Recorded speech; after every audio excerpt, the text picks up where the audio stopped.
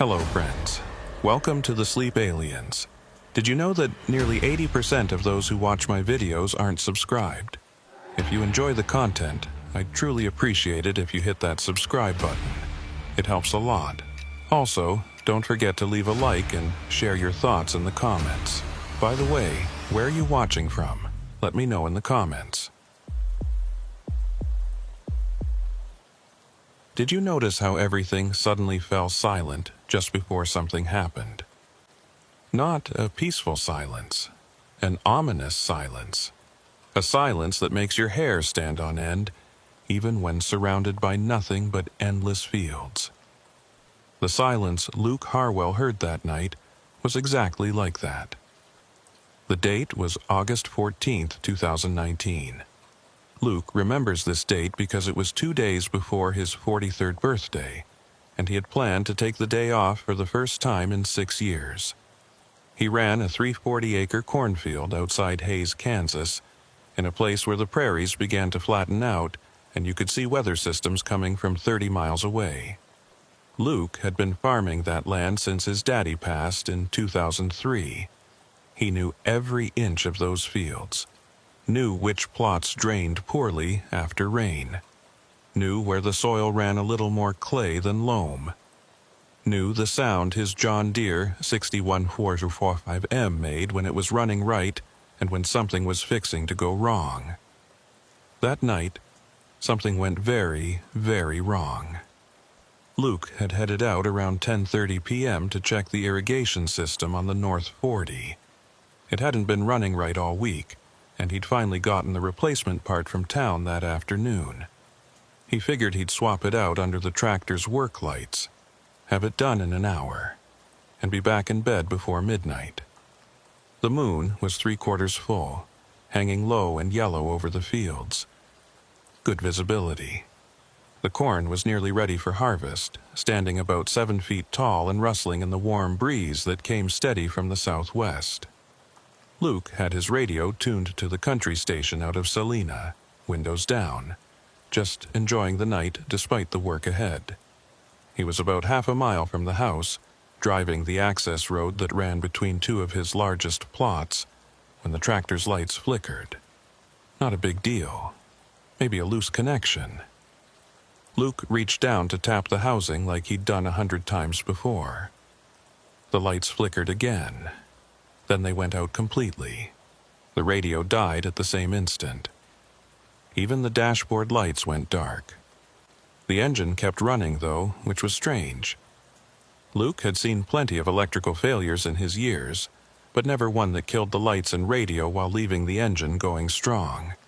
He eased off the throttle, letting the tractor slow to a crawl. That's when he noticed the quiet. The wind had stopped.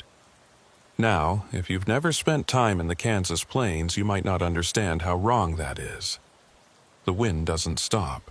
It might calm down to a whisper, might pick up to a roar, but it doesn't just stop. The air doesn't go dead still like someone threw a switch. But that's exactly what happened. Luke brought the tractor to a complete stop and killed the engine. The silence that followed was so complete it felt like pressure against his eardrums. No wind, no insects, no distant highway traffic. Nothing. Then he saw the light. At first, he thought it was another tractor, maybe his neighbor Tom Rodriguez checking his own fields. But the light was wrong. It wasn't the yellowish halogen of work lights. It was pure white, almost blue-white, and it was moving. The light was coming from beyond the corn in the eastern plot, maybe 200 yards out. It was moving slowly, steadily, parallel to where Luke sat. He could see it through the gaps between the stalks, a bright point that seemed to glide just above the crop line. Luke's first thought was helicopter, maybe the county sheriff doing a search. But there was no sound, no thump of rotors, no engine noise at all. His second thought was drone. Rich kids from town sometimes flew them out over the farms, though usually during the day. But this light was too bright, too large, and moving too smoothly. Luke sat, frozen, in the tractor seat, watching the light move. It traveled about 50 yards, then stopped. The glow intensified, growing brighter and brighter until Luke had to squint. The light was so intense it started casting shadows through the corn, making the stalks look like dark fingers reaching toward him. Then, just as suddenly as it had brightened, the light went out. Complete darkness. Luke's eyes, adjusted to the glow, could see nothing but after images. He blinked rapidly, trying to clear his vision. That's when his cell phone rang. The sound was so loud in the silence that Luke actually jumped. He fumbled the phone out of his pocket, nearly dropping it. The screen showed an incoming call from Sierra Graham, his girlfriend of 8 months. Sierra worked dispatch for the Ellis County Sheriff's Department and had the night shift this week. "Luke?" Her voice was tight with concern. "You okay?" "Yeah, I'm fine. Why?" "I got a weird call about 90 seconds ago. Mrs. Patterson out on County Road 18 said she saw strange lights over your property. Said they were too bright to be normal. You seeing anything?" Luke looked back toward where the light had been. Nothing but darkness and corn. Yeah, I saw something. Some kind of light in the east field. It's gone now." "Was it a helicopter? Search and rescue?" "No engine sound. No sound at all." There was a pause on the other end. "Luke, I'm going to send a deputy out your way, just to check things out." "Sierra, I don't think... I'm sending someone. Stay put." She hung up before he could argue. Luke sat in the dark, gripping the phone. His eyes had finally adjusted enough to make out shapes again. The corn swayed gently in a breeze that had just started back up, as if the wind had simply been holding its breath and was now exhaling. Luke tried to restart the tractor. Nothing. He turned the key again. The engine turned over sluggishly but wouldn't catch. He tried the lights. Dead. "Come on," he muttered, trying the ignition again. This time, the engine caught, coughing to life. The lights flicked on, bright and normal. The radio blared back to life mid-song, making Luke jump again. He quickly turned it down. Everything was working. Like nothing had happened. Luke sat there for a long moment, engine idling, trying to make sense of it. Equipment failure, sure. That happened, but the timing, the light in the field, the complete silence. He looked toward the eastern plot again. The corn was just corn, standing tall and ready for harvest. Nothing unusual, nothing out of place, except... Luke narrowed his eyes. There was something different about a section of the field, maybe 50 yards in from the access road. The way the moonlight hit it was wrong. The corn there looked darker, flatter. He'd just started to open the tractor door to investigate when headlights appeared on the access road behind him. A white Ford Explorer with county markings rolled up, and Deputy Mitchell Reeves climbed out. Reeves was young, maybe 26, but Luke had always found him to be solid and professional. "Evening, Luke," Reeves called out, flashlight in hand. "Sierra said you might be having some trouble out here." "Hey, Mitch, I'm not sure trouble is the right word." Luke climbed down from the tractor. "Equipment failure, maybe. And I saw some kind of light." "What kind of light?" Luke told him. Reeves listened without interrupting, his expression neutral. When Luke finished, the deputy nodded slowly. "Mrs. Patterson said it was over this area. Said it was bright enough she thought maybe there'd been an accident, that someone had rolled a vehicle." Reeves swept his flashlight across the cornfield. "You said the light was in there?" "Yeah, about 200 yards in, moving north to south." "Let's take a look." They walked to the edge of the field. The corn stood in neat rows, exactly as it should. Luke's operation was precise, his planting patterns consistent. The stalks were healthy and thick, their leaves rustling in the restored breeze. But there, about 50 yards in, something was definitely wrong. "You see that?" Luke pointed. Reeves aimed his flashlight. The beam played across the corn, then stopped. Yeah, I see it." A section of corn, maybe 20 feet in diameter, was bent over. Not broken, not trampled. Bent. The stalks were folded at nearly 90-degree angles about 3 feet up from the ground, all leaning in the same direction, forming a clockwise spiral pattern that led to a clear center point. "What the hell?" Reeves moved forward, pushing into the corn. Luke followed. As they got closer, the pattern became even more obvious. The corn was laid down in a perfect spiral, the stalks bent but not damaged. The leaves were still green and healthy. The ears of corn were intact. They reached the center of the pattern. The ground was hard-packed dirt, exactly as it should be this late in the season. No tracks, no disturbance, no signs that anyone or anything had walked through here. "This is," Reeves trailed off, turning in a slow circle. His flashlight beam traced the spiral. "Luke, you do this?" "Why the hell would I do this? That's lost yield, Mitch." "I'm not accusing you, I've never seen anything like it. Neither have I." Reeves knelt down, examining the bent stalks more closely. "Look at this. The stalks are bent right at the node, not broken, not cracked, just bent, like someone heated them and bent them over." Luke crouched beside him. Reeves was right. The corn stalks were flexed at the natural joint, folded over cleanly. No splitting. No damage to the cellular structure that he could see. "And look at the ground," Reeves continued. "No footprints. No tire tracks. If someone came in here to do this, there should be some kind of trail. The ground's too hard for prints. Maybe.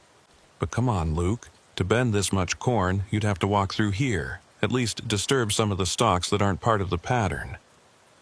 Luke stood up, looking around. The deputy was right. The corn outside the pattern was perfectly normal, perfectly straight. There was no path leading to this spot. No evidence of entry at all. "What about the light you saw?" Reeves asked. "Could it have been someone with a really bright flashlight? Or one of those LED work lights?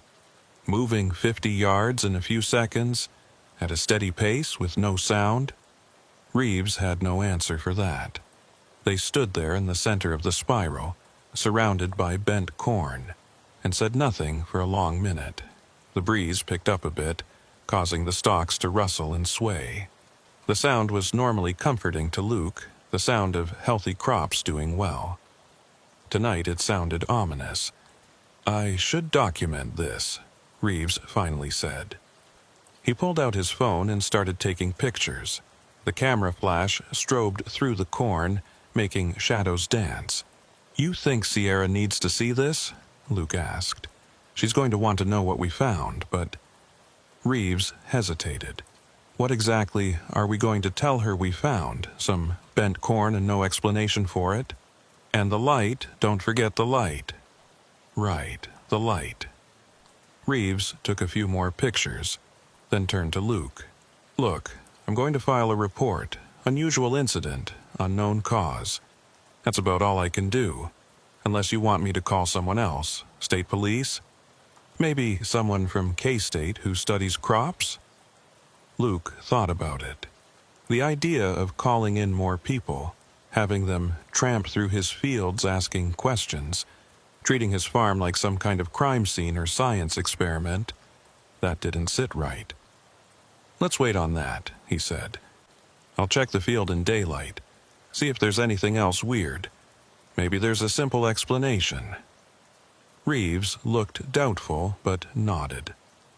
"All right, but if you find anything else, you call me immediately. And Luke, be careful out here tonight." "What do you mean?" The deputy swept his flashlight across the spiral one more time. "I mean, something did this, and we don't know what." They made their way back out of the corn in silence. Reeves took a few more pictures from the edge of the field, then returned to his Explorer. "I'll have Sierra check in with you in the morning," he said through his open window. "And Luke, maybe don't come back out here alone tonight, just in case." "In case of what?" Reeves shrugged. "I don't know. That's what worries me." The deputy drove off, his taillights disappearing down the access road. Luke watched him go, then turned back to look at his field. From this angle, you couldn't see the pattern at all. Just row after row of healthy corn ready for harvest. Luke's phone buzzed. A text from Sierra. "Mitch filled me in. You okay?" "Fine," he typed back. "Just confused. Stay out of those fields tonight, please." "Wasn't planning on going back in." "Good. Call me when you get home." Luke pocketed his phone and climbed back into the tractor. The engine started normally, lights working perfectly, as if the last hour hadn't happened. He decided to skip the irrigation repair. That could wait until morning. Right now, he just wanted to be back at the house. Luke turned the tractor around and started back down the access road. He kept glancing at the eastern field, half expecting to see that light again. But there was nothing. Just corn and moonlight and the restored night sounds of Kansas farmland. He was halfway home when he noticed the smell. It was faint at first, just a hint of something that didn't belong. Ozone, maybe? Like the smell after a lightning strike. Or burnt electrical wiring. Luke sniffed the air, trying to place it. The smell grew stronger as he approached his barn. By the time he parked the tractor, it was unmistakable. Something had burned. Not wood or crop, something else. Something chemical. Luke killed the engine and climbed down. The smell was coming from the eastern side of the barn, the side that faced the field where he'd found the spiral. He grabbed a flashlight from his toolbox and walked around the building. The grass along the barn's foundation was singed. Not burned, not charred. Singed. Like someone had waved a heat source over it. The grass wasn't destroyed, just browned. Dead. And the pattern was strange. It ran in a straight line along the barn for about 15 feet, maybe 3 inches wide. Luke knelt down and touched the grass. It crumbled under his fingers, dry and brittle. He aimed his flashlight along the line, following it. The singed grass extended past the barn, across his gravel drive, and into the lawn that separated his house from the outbuildings. He followed it. The line ran straight as an arrow, heading directly toward his house. It crossed the lawn, passed within 2 feet of his front porch, and continued into his yard. Luke tracked it all the way to his fence line, where it abruptly ended. Just stopped, like someone had drawn a line with a marker and simply stopped drawing. Luke stood at the fence, flashlight aimed at the ground, trying to understand what he was looking at. The line was too straight to be natural, too precise. But what could cause grass to die in such a specific pattern? What could create that kind of heat without leaving scorch marks? His phone rang again. Sierra. "Hey," he answered. "You're home?" "Yeah, just parked the tractor." "Good. Listen, I've been thinking about what Mitch told me, about the spiral in your corn." She paused. "Have you ever heard of crop circles? Like the ones in England? The hoaxes? Some are hoaxes, but not all of them. I did some reading after Mitch's call. Luke, there are documented cases where crop circles have appeared in fields with no signs of entry, where the plants are bent but not broken, where people report seeing lights beforehand." Luke looked back at the line of dead grass, then out toward the dark shape of his eastern field. "Sierra, I found something else." He told her about the grass, about the perfect straight line, about the smell of ozone and burnt chemicals. "Luke, you need to leave, right now. Come into town. Stay with me tonight. I can't just abandon my property. Yes, You can. Whatever happened in that field, it might not be done. Please. Just for tonight. Luke wanted to argue. Wanted to say he wasn't afraid of some bent corn and dead grass. But standing there in the dark, flashlight beam showing him that impossible line, he realized he was afraid. More afraid than he'd been in years. "All right," he said quietly. "I'll pack a bag and head your way. Thank you. Drive safe. And Luke?" "Yeah?" "Don't go back into that field. Not tonight, not alone." "I won't." He hung up and started toward the house, but something made him stop. Made him turn around and look back at his fields one more time. And that's when he saw it again. The light. But this time it wasn't moving through the corn. It was rising above it. Rising up into the sky like a balloon released from a child's hand. It climbed slowly, steadily, that same intense blue-white glow. Luke watched, transfixed, as it rose higher and higher. When it reached maybe 300 feet up, it stopped, just hung there in the air, pulsing slightly, like a star that had descended too close to Earth. Then it moved, not drifted, not floated. It moved with purpose, with direction, cutting across the sky at a speed that no helicopter, no plane, no drone could match. It was there above his field, and then it was a mile away, and then it was just a point of light on the horizon. Then it was gone. Luke stood in his driveway, heart pounding, watching the empty sky. 5 seconds, maybe 10. That's how long the whole thing had lasted. He pulled out his phone with shaking hands and called Sierra back. "Did you see it?" he asked without preamble. "The light. Did anyone call it in?" "What light? Luke, what's happening?" "It was just here, over my field. It went straight up then. It just took off, faster than anything I've ever seen." "Luke, get in your truck right now. Get out of there." I'm going. He ran to his Ford F-250, fumbling with his keys. The truck started normally, thank God. Luke threw it in gear and headed down his long driveway toward the county road. He didn't look back. But if he had, he might have seen the faint glow that had appeared again in the eastern field. Might have seen it pulsing, brightening, like something preparing to return. Instead, Luke drove into town, hands gripping the wheel, trying to convince himself that there was a rational explanation for everything he'd seen, trying and failing. Because deep down, in a place that was more instinct than logic, Luke Harwell knew the truth. Something had been in his field tonight. Something had created that spiral, that line of dead grass, those moments of impossible silence. And whatever it was, it might come back. Sierra was waiting on the front steps of her apartment building when Luke pulled up. She ran to his truck before he'd even killed the engine, yanked the door open, and pulled him into a hug. "Jesus, Luke, I was so worried." He held her tight, breathing in the familiar scent of her shampoo, using it to anchor himself to something normal and real. After a moment, they separated. "Come on," Sierra said. "Let's get inside." Her apartment was small but comfortable. 3rd floor, 1 bedroom, with a view of downtown Hayes' modest skyline. Luke had spent plenty of nights here over the past 8 months, but tonight it felt different. Safer, somehow, like the walls could protect him from whatever was lurking in his fields. Sierra made coffee while Luke sat at her small kitchen table, staring at nothing. His hands were still shaking slightly. "Here," she set a mug in front of him. "Drink this, then tell me everything. From the beginning." So he did.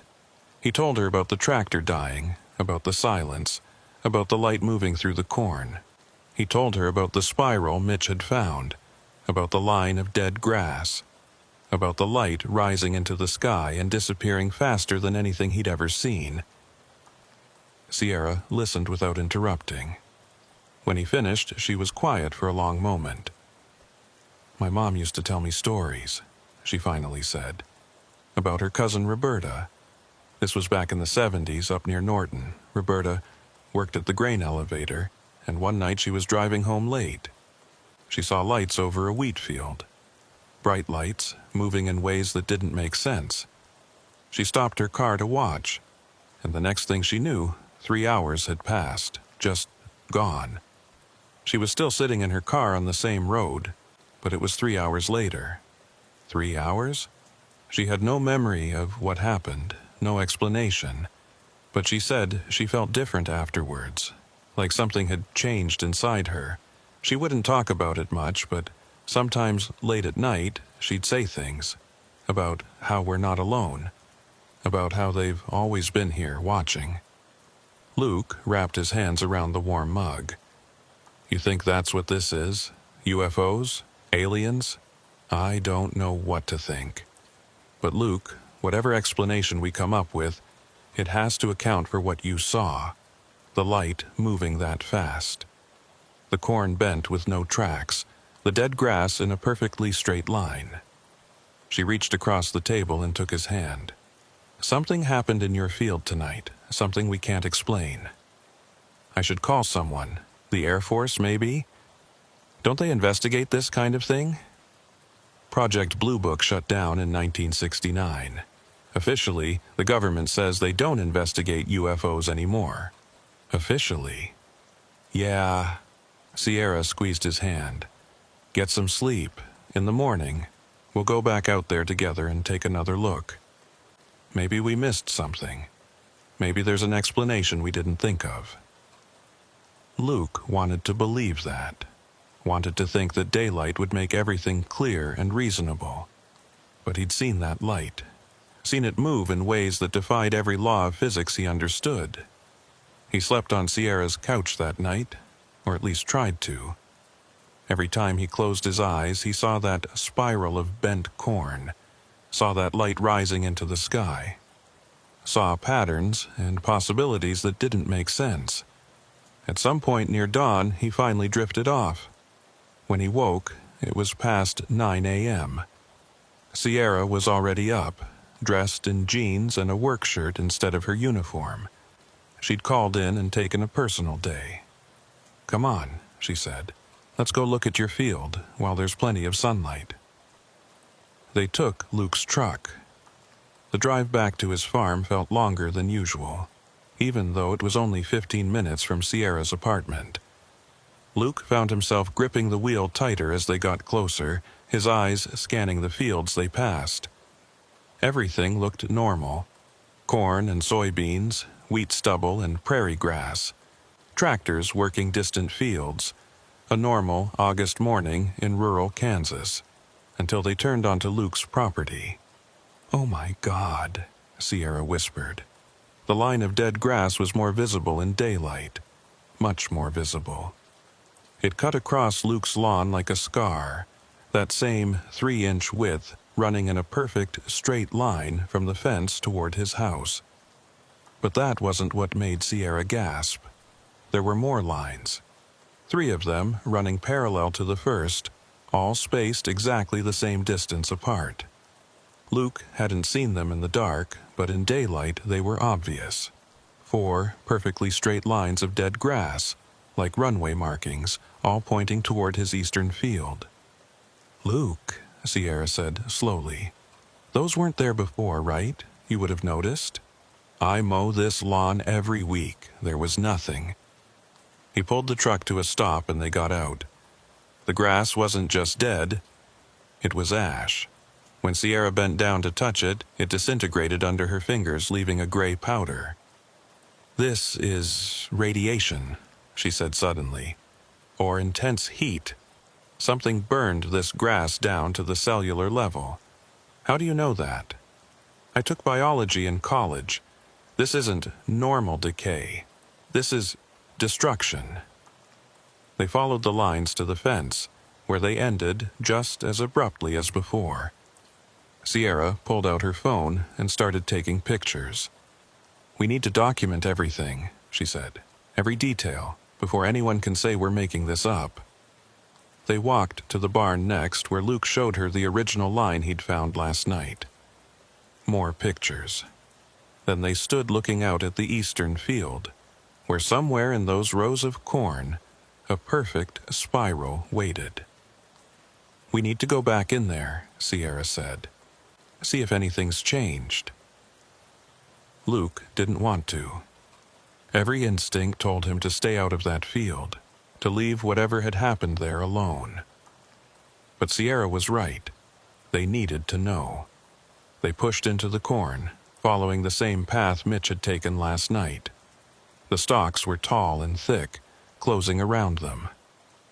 The sun was high now, but somehow the field seemed darker than it should be. Cooler. "You feel that?" Sierra asked. "Yeah, temperature drop." They were only 30 yards in, but it felt like they'd entered a different climate zone. The air was noticeably colder, maybe 10 degrees. And that smell was back. Ozone and chemicals and something else Luke couldn't identify.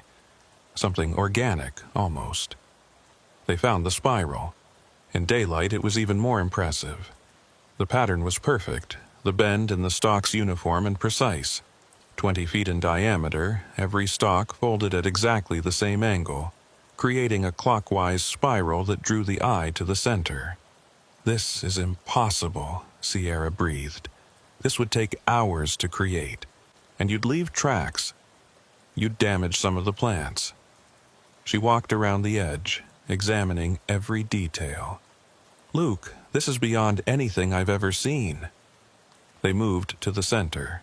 The ground was still hard-packed, still showed no signs of disturbance, but there was something new. A mark. Right in the center of the spiral, pressed into the hard earth, was a circular impression about 6 inches in diameter. It was too perfect to be natural, too precise to be accidental. Sierra knelt beside it, pulling out her phone to get close-up shots. "It's like something pressed down here, something round and heavy." Luke crouched next to her. The impression was maybe an inch deep, its edges sharp and clean. And around it, in a perfect circle, the dirt had a strange quality. It was darker, almost glassy, like it had been subjected to intense heat. "Sierra, what if something landed here?" She looked up at him, her brown eyes wide. "Like what?" "You know what." They stared at each other for a long moment. Neither wanted to say it out loud. Saying it would make it real. Sierra's phone rang, making them both jump. She answered it, listened for a moment, then her expression changed. "When? Are you sure?" "Okay. Yeah, we'll be there." She hung up and looked at Luke. "That was Mitch. He wants us to meet him at Tom Rodriguez's farm. Tom just called in a report." "What kind of report?" "The same kind as yours. Strange lights, equipment failure, and a circle in his wheat field." Tom Rodriguez's farm was 3 miles east of Luke's place. Tom and his wife Maria had been working that land for 20 years, raising wheat and cattle. Luke knew them well, had helped Tom fix a combine last harvest season. Tom was standing in his driveway when they arrived, Mitch's patrol car already parked behind his pickup. The older man looked shaken, his normally steady hands trembling slightly as he gestured toward his north field. "It was about 3 this morning," Tom was telling Mitch. "I got up to use the bathroom, looked out the window, and saw lights. Just like Luke described, moving over my wheat." "Did you go investigate?" Mitch asked. "Hell no. After what you told me about Luke's place, I stayed inside. But this morning, when I went out to check on the cattle..." Tom trailed off, shaking his head. "You need to see it." They all piled into Tom's truck and drove out to the north field. The wheat had already been harvested here, leaving just stubble and a few volunteer plants. But in the middle of the field, clearly visible from a distance, was a pattern. This one wasn't a spiral. It was more complex. 3 circles, connected by straight lines forming a triangular arrangement. And in the center of each circle, the stubble was flattened in a clockwise pattern. "Jesus Christ," Luke muttered. They parked at the field's edge and walked in. The pattern was huge, maybe 40 feet from one circle to another, and like Luke's spiral, there were no tracks, no signs of how anyone could have created this without leaving evidence. Mitch was taking pictures and measurements, his face set in grim concentration. "Tom, you said your equipment failed too? Truck wouldn't start this morning. Had to jump it. And look at this." Tom led them to his barn. The electronic door opener was dead. The lights inside wouldn't turn on. And his cattle, normally docile and curious, were huddled together in the far corner of their pen, refusing to approach the fence. "Animals know," Maria Rodriguez said quietly. She joined them, her arms wrapped around herself despite the heat. "They can sense things we can't, and they're terrified." Sierra pulled Luke aside. "This isn't just you. Whatever happened last night, it happened here too. Maybe other places. We need to check," Luke said. "See if anyone else reported anything." Mitch overheard. "I already did. After Tom's call, I went through last night's logs. Mrs. Patterson's call about lights over your place was the only one. But that doesn't mean other people didn't see something. Not everyone calls 911 for strange lights." "What about radar?" Sierra asked. "The airport in Hayes, or maybe the Air Force Base in Salina. Wouldn't they track something in the sky?" "Depends on what it was," Mitch said, "and whether they'd tell us if they did." They spent another hour at Tom's farm, documenting everything. The patterns in the wheat, the electrical failures, the frightened cattle. By the time they left, it was past noon. Luke drove back toward his farm with Sierra beside him, both lost in thought.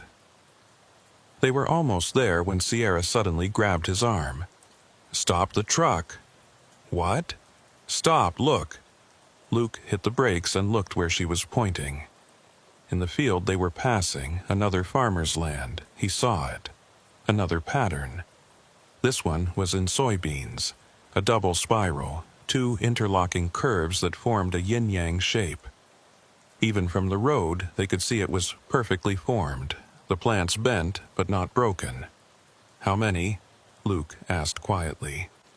"How many of these are there?" They counted 5 more before they got back to Luke's place. 5 more patterns in 5 different fields, all within a 6-mile radius, and those were just the ones visible from the road. Back at Luke's farm, they found something else waiting for them. A car was parked in Luke's driveway, a dark sedan with government plates, and standing next to it, examining the lines of dead grass, was a man in a dark suit. Luke's heart sank. Sierra grabbed his hand. The man looked up as they approached. He was maybe 50, with close-cropped gray hair and eyes that seemed to take in everything at once. He held up credentials. "Mr. Harwell, I'm Special Agent David Morrison, Air Force, Office of Special Investigations. I'd like to ask you a few questions about what happened here last night." They sat at Luke's kitchen table, the same table where Luke had eaten breakfast with his father 20 years ago, where he'd signed the deed transfer papers after the funeral, where he'd shared countless meals and plans and dreams. Now it was covered with photographs and incident reports while a federal agent asked questions about lights in the sky. Agent Morrison was professional and thorough. He took notes on a tablet, occasionally asking Luke to repeat details or clarify timings. He'd already interviewed Tom Rodriguez and had apparently spoken with Mitch Reeves as well. "You understand why I'm here," Morrison said. It wasn't a question. Multiple reports, same night, consistent details, lights, electrical failures, physical evidence. That's a pattern we take seriously. "The Air Force investigates this stuff?" Luke asked. "I thought that stopped decades ago." Project Blue Book concluded that most UFO reports had conventional explanations. That didn't mean we stopped paying attention. Morrison tapped his tablet. "Mr. Harwell, I'm going to be direct with you. What happened in these fields last night wasn't conventional. The patterns, the precision, the lack of physical evidence of entry, we've seen this before. Sierra leaned forward. Where? When? Morrison studied her for a moment, as if deciding how much to reveal.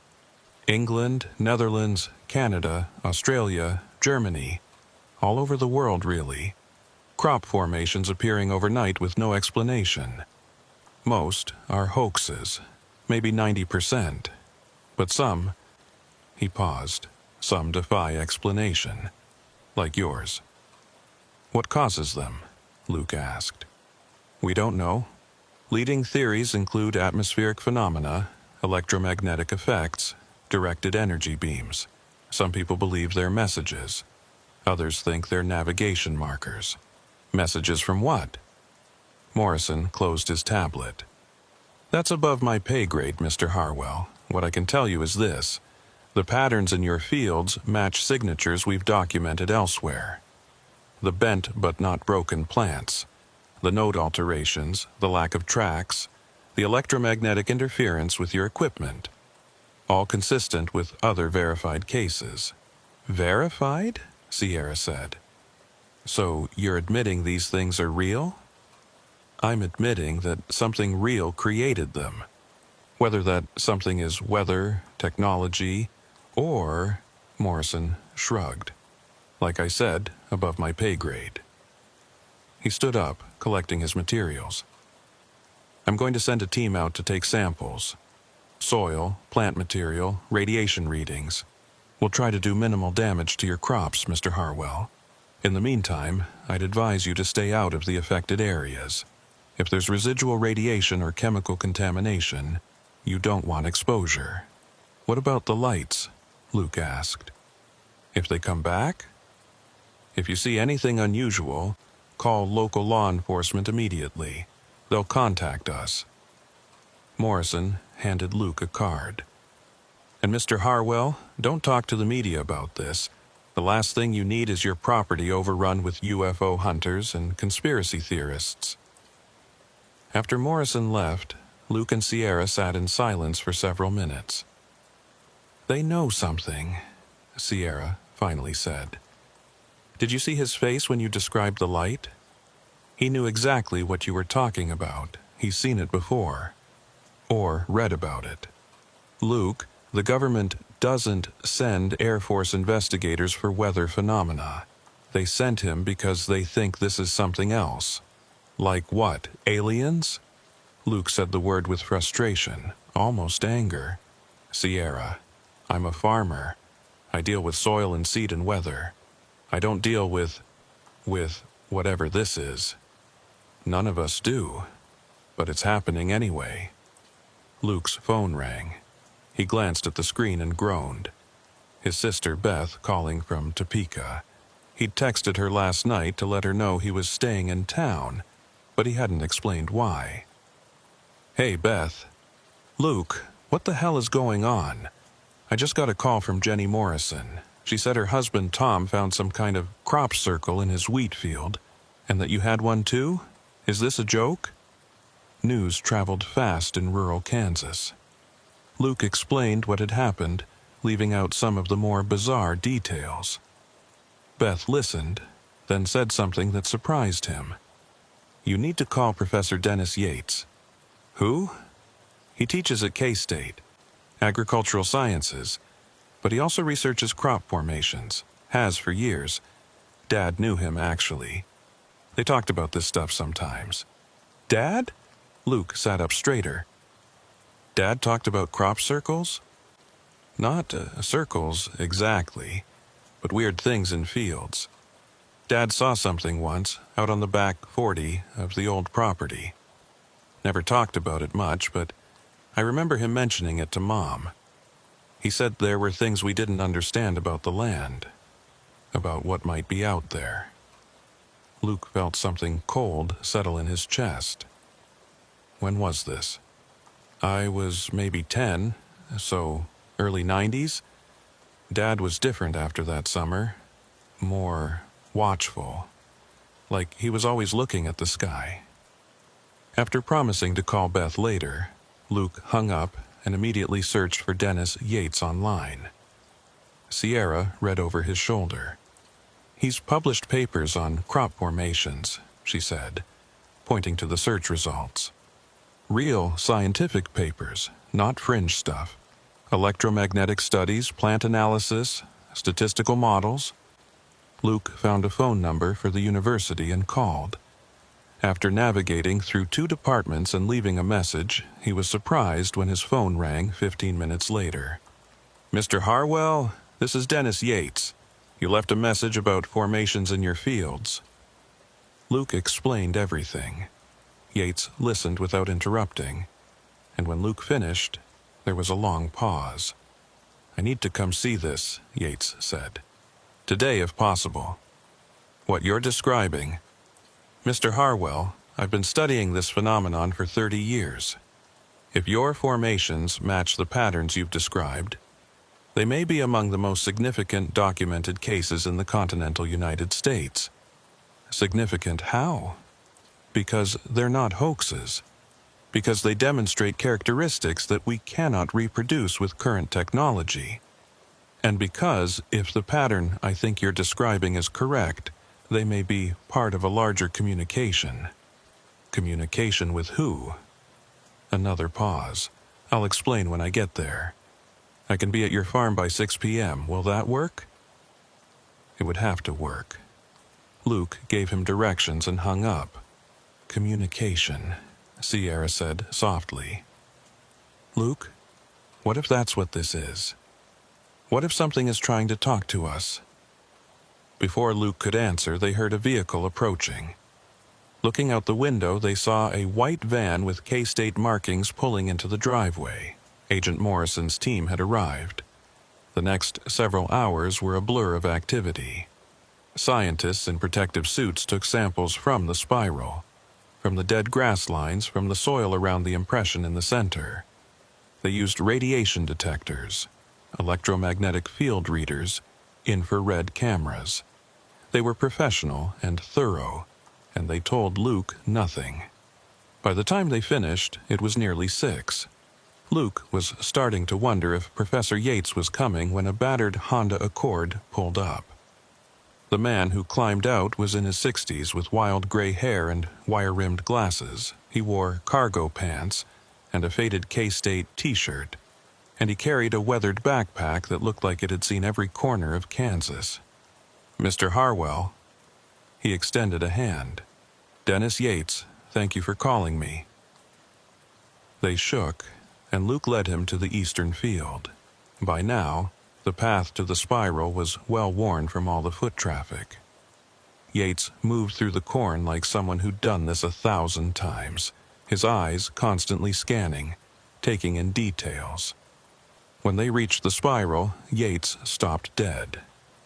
"Oh my God," he whispered. "It's real. It's actually real."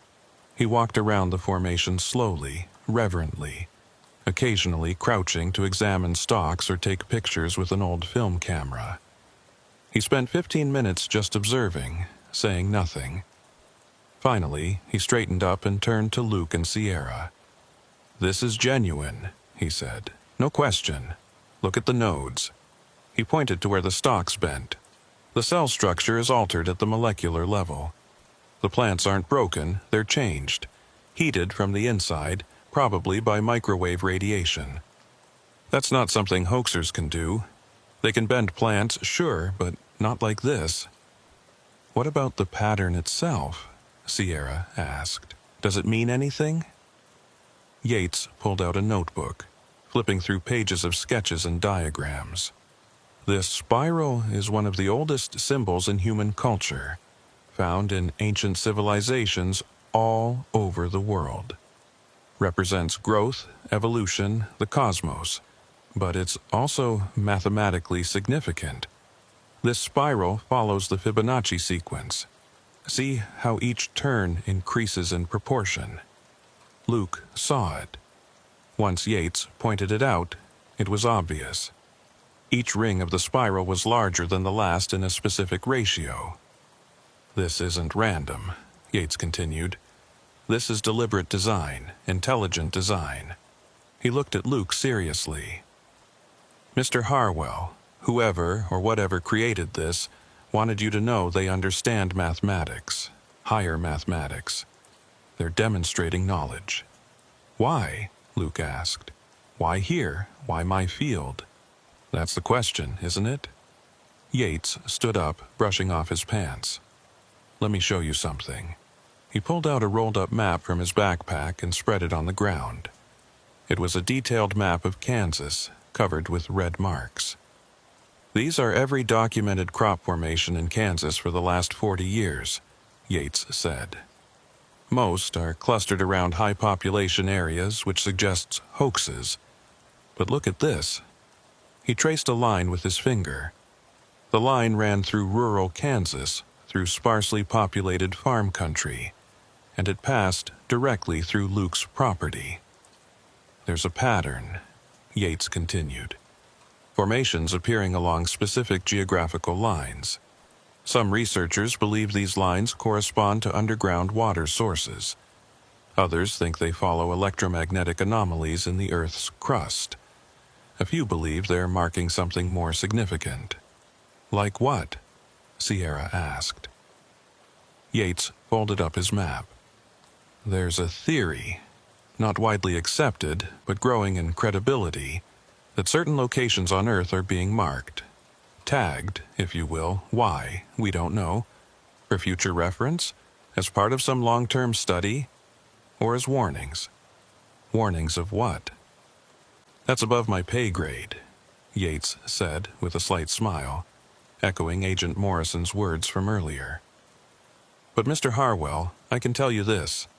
Whatever happened here last night, you're now part of something much larger. This phenomenon is global. It's been happening for decades, and it's accelerating. More formations every year. More witnesses. More evidence. They walked back to the house as the sun began to set, painting the sky in shades of orange and purple. Yates promised to return the next day with more equipment, to take more detailed readings. As he was leaving, he paused by his car and looked back at the fields. You asked why here, he said to Luke. The honest answer is we don't know, but I can tell you what I believe. I believe you were chosen. Your land was chosen. And I believe whatever created that spiral will come back.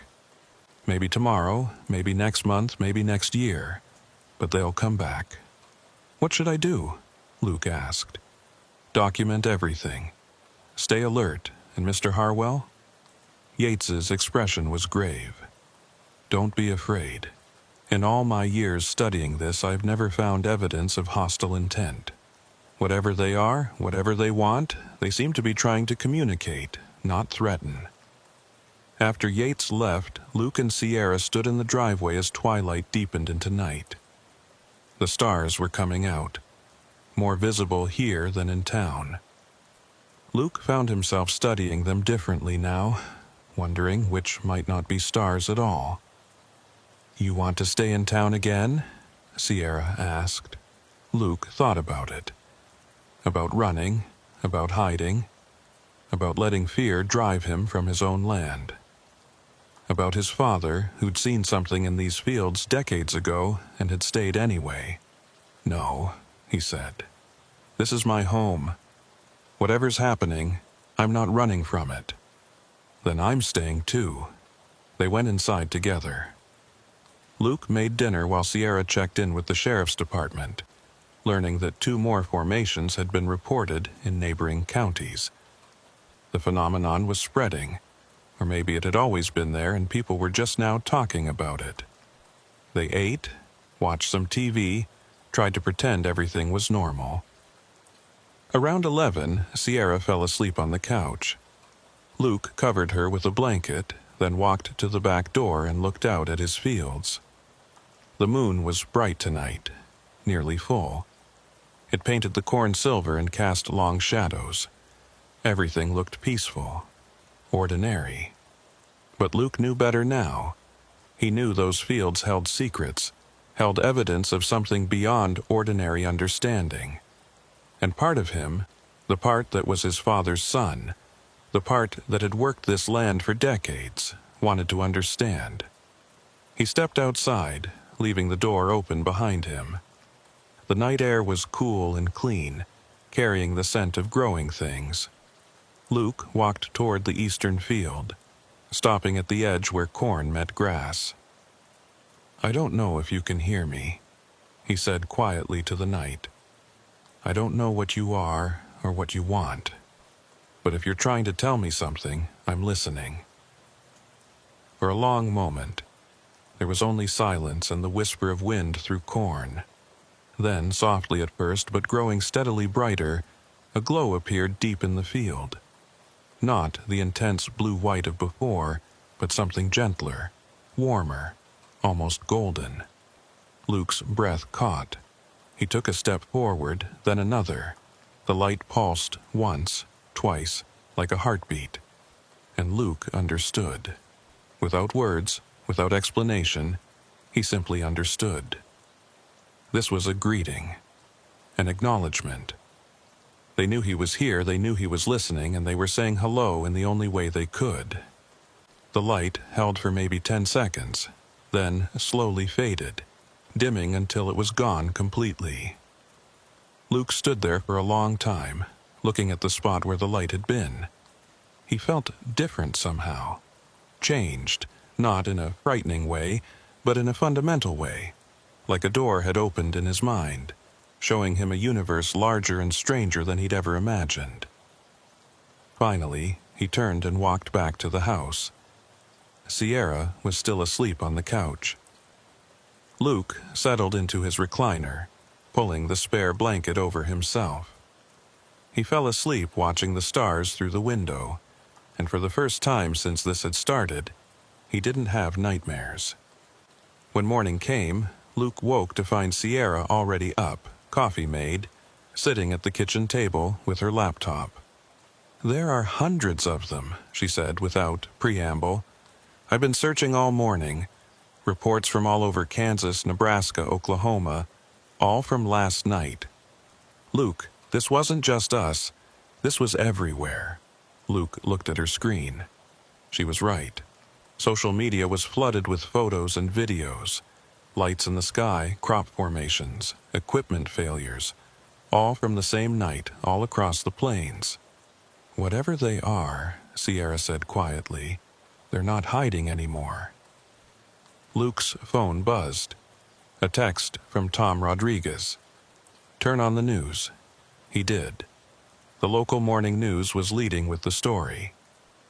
"Unexplained phenomenon across Kansas," the banner read. The anchor was interviewing farmers, showing aerial footage of formations, talking to scientists who had no explanations. Agent Morrison appeared on screen, his face professionally neutral. "We are investigating multiple reports of unusual activity," he said. "At this time, we have no evidence of any threat to public safety." "No evidence of threat," Sierra repeated. "But they're not saying it didn't happen. They're not calling it hoaxes or weather. They're actually admitting something happened." Luke's phone rang. It was Professor Yates. "Are you seeing this?" Yates asked, his voice excited. "Mr. Harwell, this is unprecedented. Not the formations themselves, but the scale, the coordinated nature, and the fact that it's being covered honestly by the media and investigated by the government. This changes everything. What does it mean? It means they wanted attention. They wanted us to notice, to acknowledge, to respond. Mr. Harwell, I think we're witnessing first contact, not the Hollywood version with spaceships and invasions, but something subtler, something more profound. They're showing us they're here, they're aware of us, and they want dialogue." After hanging up, Luke walked outside. The morning was beautiful, the sun bright and warm. His fields stretched out in every direction, corn ready for harvest, soil rich and productive. Somewhere out there in the eastern field, a spiral waited, A message in corn written by hands unknown, asking questions humans had pondered since they first looked up at the stars. Are we alone? No, Luke thought. No, we're not. Sierra joined him, slipping her hand into his. What happens now? She asked. I don't know, Luke said honestly. We harvest the corn, we fix the equipment, we keep farming, and we watch the sky. Because I don't think this is over. I think it's just beginning. They stood together in the Kansas morning, two small figures against an endless horizon, while somewhere above them, beyond the blue, something watched and waited, and perhaps smiled at the humans who were finally starting to understand. The corn line had appeared overnight, a message written in bent stalks and impossibility. But it was more than just a mystery to solve or a phenomenon to document. It was a conversation starter, and Luke Harwell, third-generation Kansas farmer, was ready to talk.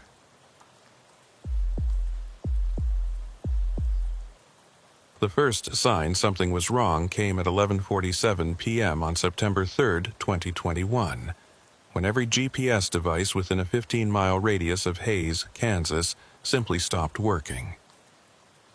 Grant Pollard didn't notice it at first. He was 3 miles into his nightly patrol of the county roads, his Dodge Ram's headlights cutting through the darkness, when his phone's navigation app flickered and went blank. The blue dot that had been tracking his position vanished, replaced by a spinning wheel that never resolved. Damn it, Grant muttered, tapping the screen. Nothing. He pulled over onto the shoulder, gravel crunching under his tires, and tried to restart the app. Still nothing. The screen showed him the last cached map data, but no signal, no position, no route. Grant was the Ellis County Road Maintenance Supervisor, which meant he spent his nights checking for storm damage, livestock on the roads, and the occasional drunk driver who'd missed a turn. He knew these roads by heart, had driven them for 12 years, but he still relied on the GPS to log his route and mark problem areas for the day crew. He tried his truck's built-in navigation system. Same result. A no-signal message where his position should be. That's when Grant's radio crackled to life. He'd been listening to a classic rock station out of Salina, but now the music cut out mid-song, replaced by static. Pure, white noise static. Grant reached for the dial to change the station, but before he could turn it, the static shifted. It became something else. A low drone, like a massive engine idling far away, or like wind howling through a cave. The sound rose and fell in waves, never quite resolving into anything recognizable, but definitely not random static. Grant turned the dial. Every station was the same. Every single frequency, from 88.1 to 107.9, carried that same droning sound. He shut the radio off. Silence filled the truck, broken only by the idle of his engine and the occasional tick of cooling metal. Grant looked out at the darkness surrounding him. To his left, a wheat field stretched toward the horizon, recently harvested stubble barely visible in the starlight. To his right, the Saline River bottomland, thick with cottonwoods and brush. Ahead and behind, the county road cutting a straight line through rural Kansas. No lights anywhere. No farmhouses visible from here. No other vehicles. Just darkness, and that feeling of being very, very alone. Grant pulled out his radio handset, the county frequency transceiver that connected him to dispatch. He pressed the transmit button. "Dispatch, this is Road 7. You copy?" Static. The same droning static that had infected his truck's radio. "Dispatch, Road 7, radio check." The drone continued, unchanged by his transmission. It was like the frequency itself had been hijacked, overridden by something far more powerful than the county's repeater tower. Grant's unease turned to genuine concern. In 12 years, he'd never lost contact with dispatch. The system had redundancies, backup frequencies, protocols for emergencies. This shouldn't be possible. He decided to drive to the nearest farm and use a landline. The Morrison place was about 2 miles east, and old Jim Morrison always left his porch light on. Grant put the truck in gear and pulled back onto the road. That's when he saw the lights. Not ahead of him, not on the road. Above. 3 points of light arranged in a perfect triangle, moving silently across the sky from north to south. They were maybe 1,000 feet up, Grant guessed, though it was hard to judge distance in the dark. The lights were steady, not blinking like aircraft navigation lights should, and they were bright, brighter than any plane he'd ever seen at night. As Grant watched, the triangle of light slowed, then stopped completely. They hung in the air, perfectly motionless, directly over the wheat field to his left. Grant killed his truck's engine. The sudden silence was profound. No wind, no insects, nothing. The lights continued to hover, steady and bright. He got out of the truck, legs shaky, and stood on the shoulder of the road. The air felt wrong. Thick, almost, like the pressure had changed. Like standing outside right before a tornado drops, that electric tension in the atmosphere. The lights began to pulse. All 3 perfectly synchronized, brightening and dimming in a slow rhythm. Bright, dim, bright, dim. Each pulse lasted maybe 2 seconds. Grant's hands were trembling. He wanted to get back in his truck, wanted to drive away, but something held him there. Some combination of fear and fascination, and the simple inability to believe what he was seeing. The lights pulsed faster. Bright, dim, bright, dim, bright, dim. A steady rhythm now, almost like a heartbeat. Or a signal. Then they began to descend. Grant stumbled backward, nearly tripping over his own feet. The lights were dropping straight down, maintaining their triangular formation, still pulsing in perfect unison. They descended slowly, deliberately, until they were maybe 200 feet above the wheat field. That's when Grant heard the sound. It started as a vibration he felt more than heard, a deep bass note that made his chest cavity resonate. It grew louder, deeper, until it was a physical presence pressing against him like a wave. Not painful, but overwhelming, impossible to ignore. The lights flared brighter, so bright Grant had to shield his eyes. The sound intensified, became almost unbearable. Then, just as suddenly as it started, everything stopped. The lights vanished. The sound cut off. The oppressive feeling in the air dissipated like someone had opened a valve and let the pressure out. Grant stood on the dark road, breathing hard, his heart hammering against his ribs. He looked at his watch. 11:59 p.m. He'd pulled over at 11:47. 12 minutes had passed, but it felt like seconds. His truck's radio came back to life, classic rock playing as if nothing had happened. Grant nearly jumped out of his skin at the sudden noise. He yanked the door open and turned it off, then just stood there trying to process what he'd witnessed. His phone buzzed. He pulled it out with shaking hands. The GPS app had reloaded. The blue dot marking his position on County Road 18, exactly where he'd stopped. A text message appeared. From dispatch, Road 7, requesting status update. You missed your 11:45 check-in. Grant stared at the message. 11:45. That was before he'd pulled over, before the GPS had failed. He called dispatch. Mary Kaufman answered on the second ring. Road 7, you okay? You've been off the grid for the last 15 minutes. Mary, did you get any reports tonight about lights or radio interference? Lights? What kind of lights? Just anything unusual. Any calls from people seeing strange things. There was a pause. Grant, are you feeling all right? You sound shaken. I'm fine. I saw something, 3 lights, arranged in a triangle. They were hovering over the Morrison wheat field, and all my electronics went dead, GPS, radio, everything. Another pause, longer this time. Grant, I'm showing your GPS signal dropped at 11:47 and came back at midnight. And we did lose radio contact. But lights? No one else has called anything in. Can you check with the sheriff's department, see if they've gotten any reports? Hold on. Grant waited, watching the dark field where the lights had been. Nothing moved, nothing made a sound. It was just an empty Kansas wheat field under a star-filled sky. Mary came back. Sheriff's department hasn't gotten anything, but Grant, they said their GPS was acting up too. County-wide outage for about 12 minutes. They thought it was a satellite problem. What about radar? Does the airport show anything? Grant, what did you see? He told her everything. The lights, the sound, the feeling of pressure in the air. Mary listened without interrupting, which he appreciated. She'd worked dispatch for 23 years and had heard all kinds of strange reports. She knew when someone was serious.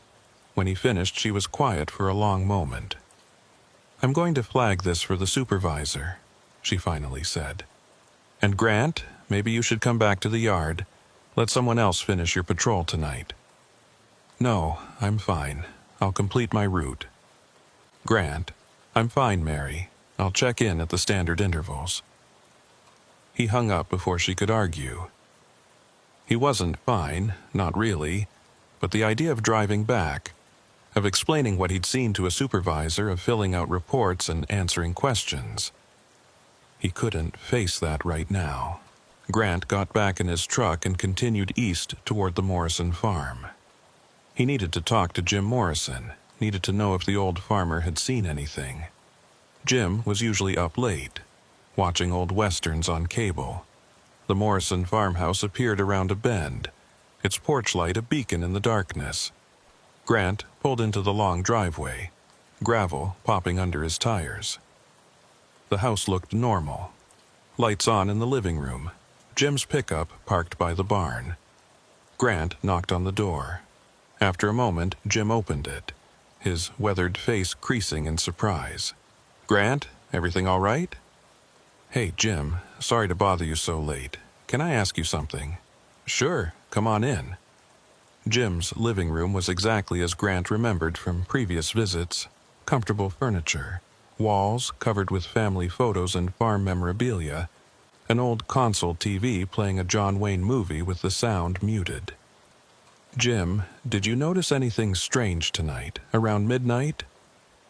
The old farmer scratched his chin. Strange how? Lights in the sky, or your electronics acting up. Radio cutting out, maybe? Jim's expression changed.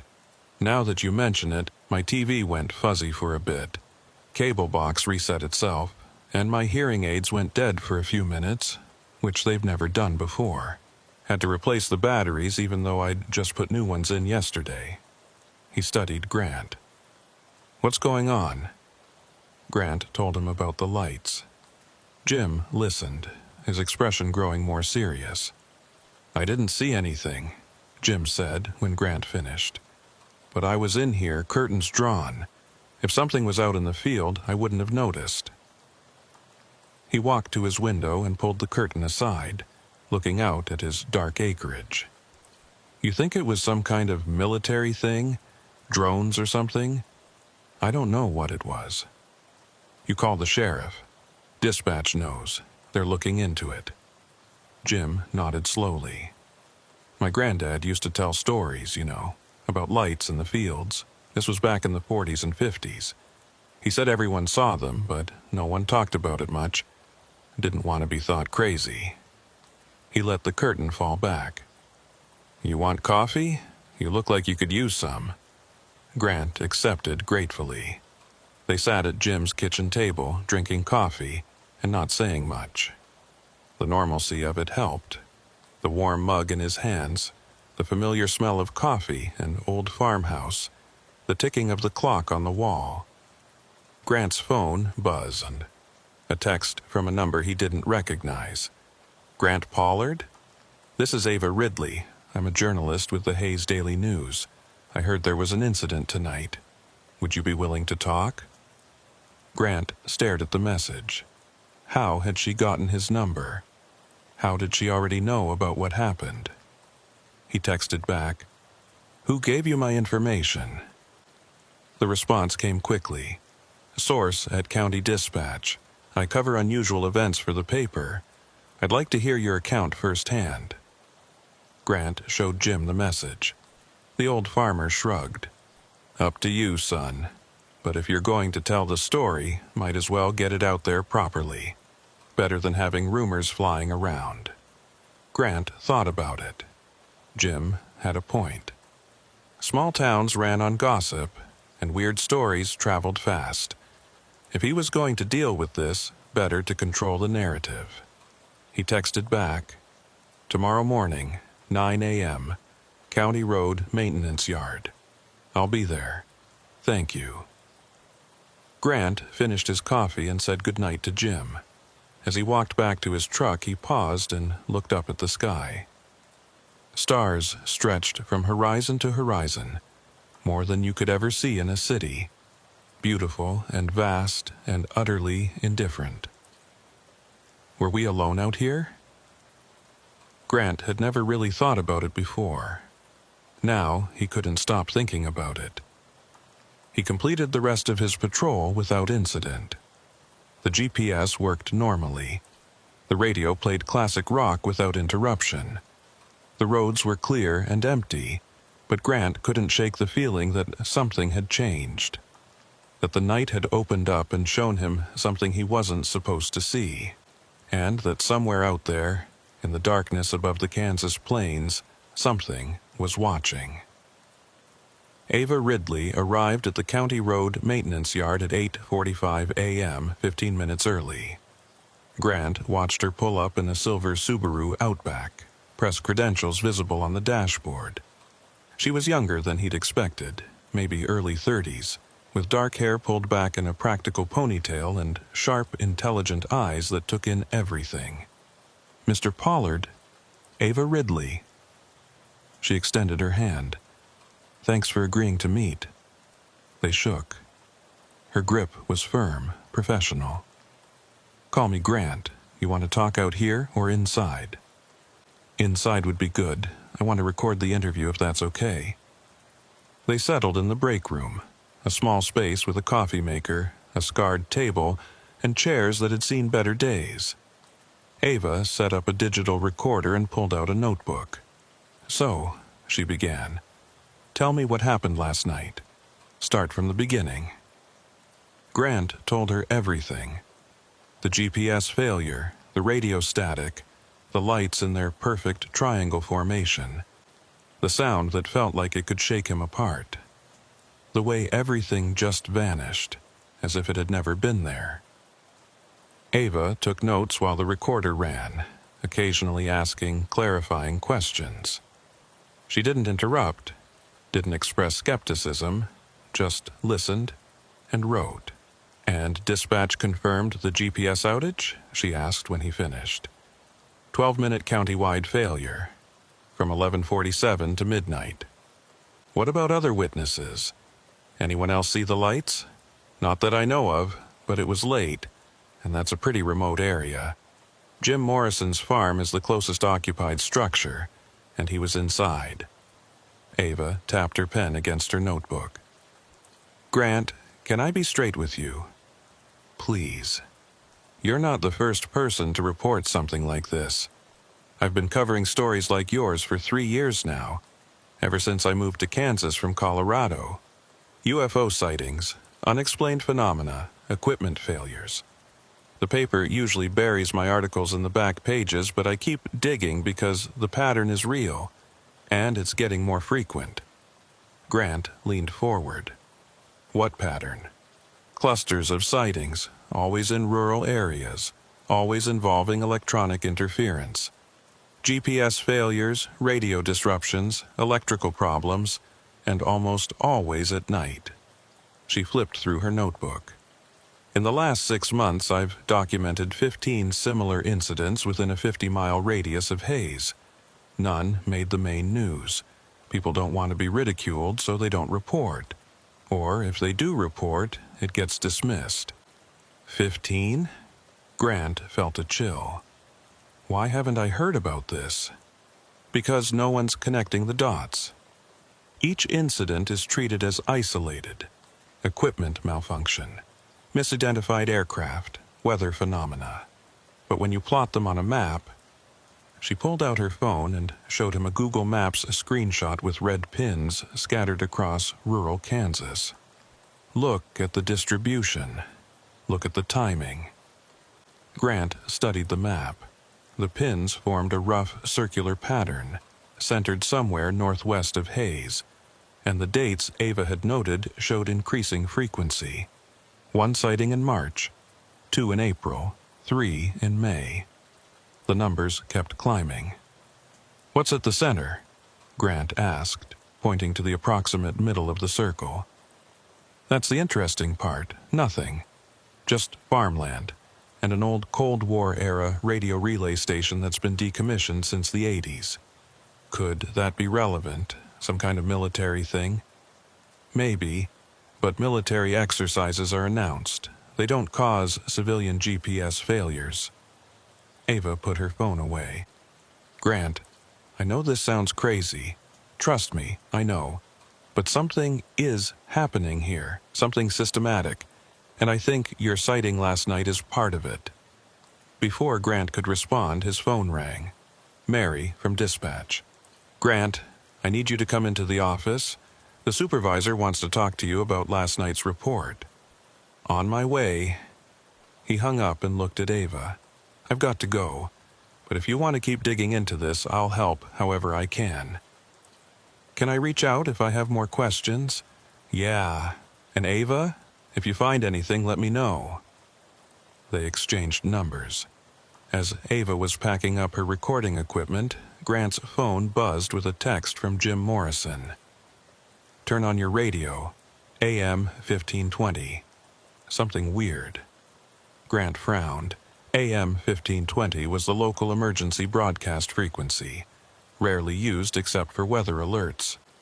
"Hold on," he told Ava. He walked to his truck and turned on the radio, tuning to AM 1520. Static, but not normal static. The same droning sound he'd heard last night. Ava had followed him. "What is that?" "It's the same thing that was on every frequency last night." Grant turned the volume up. The drone rose and fell, that strange, almost organic quality to it. Like something alive trying to communicate through dead electronics. They stood there, listening for maybe 30 seconds.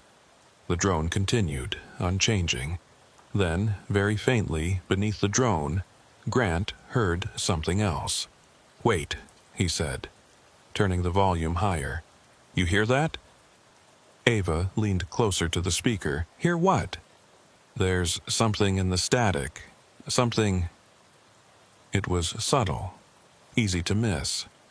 But once Grant heard it, he couldn't unhear it. A pattern, a rhythm, and maybe, just maybe, something that sounded like words. "We need to record this," Ava said, already pulling out her phone. She held it near the speaker, recording app open. They listened for another 2 minutes. The drone continued, and that ghost of something underneath it persisted. But Grant couldn't make out any specific sounds, couldn't quite isolate what he was hearing. Finally, the drone cut off abruptly. Normal static replaced it. Then the station went silent altogether. Ava stopped recording. "I'm going to analyze this, see if there's actually something there or if we're just hearing what we want to hear. Let me know what you find." As she drove away, Grant stood by his truck, thinking about patterns and frequencies and lights in the sky. He thought about Jim Morrison's granddad and his stories from the 40s and 50s, about how some things didn't change, just repeated in cycles we didn't understand. His phone rang. Mary again. "Grant, where are you? The supervisor is waiting." The meeting was brief and uncomfortable. His supervisor, Tom Brennan, listened to Grant's report with increasing skepticism, made a note about the GPS outage being investigated by County IT, and suggested Grant might want to take a few days off to rest. Grant declined. He had work to do. The rest of the day passed in a blur of maintenance calls and paperwork. Grant kept his radio tuned to AM 1520, but it remained silent. No drone, no static, nothing unusual. At 6 p.m. his shift ended. Grant drove home to his small house on the outskirts of Hayes, heated up leftover pizza, and tried to pretend everything was normal. His phone buzzed. "Ava Ridley. Call me. Now." "I found something in the recording." Grant called immediately. Ava answered on the first ring. "I ran the audio through a spectral analysis program," she said without preamble. "The kind that can isolate frequencies and filter out noise. Grant, there's definitely something in that drone. Something regular, repeating. I'm sending you the file now." His phone pinged with an incoming email. Grant put Ava on speaker and opened the attachment. It was an audio file labeled AM 1520 filtered MP3. He played it. The drone was gone, filtered out. What remained was faint, barely audible, but unmistakable. A voice, distorted, pitched down almost to inaudibility, but definitely a human voice speaking. Grant turned up the volume. The voice repeated the same phrase over and over. "They came back. Don't look." Grant's blood ran cold. "You hear it?" Ava asked. "Yeah, I hear it." "Grant, someone recorded that message. Someone embedded it in that carrier signal. The question is, who and why?" "They came back," Grant repeated. "Came back from where? And why shouldn't we look?" "I don't know, but I'm going to find out. That old relay station I mentioned, the one at the center of all these sightings? I'm going there tomorrow to check it out. You want to come?" Grant should have said no. Should have thanked her for her research and gone back to his normal life. Should have forgotten about lights in the sky and warnings and static. Instead, he said, "What time?" 7 a.m. I'll text you the coordinates." After hanging up, Grant played the filtered audio file again. And again, that distorted voice, repeating its cryptic warning. "They came back. Don't look." He pulled up a map on his laptop and found the location Ava had mentioned. The old relay station was about 18 miles northwest of Hayes, in the middle of nowhere. According to the satellite view, it was just a few abandoned buildings and a tall radio tower, surrounded by empty farmland. Grant zoomed in on the tower. In the satellite image, it cast a long shadow across the prairie. At the tower's base, he could just make out what looked like equipment sheds and a small concrete building. He switched to street view, but the closest the Google car had gotten was about a mile away, on a county road.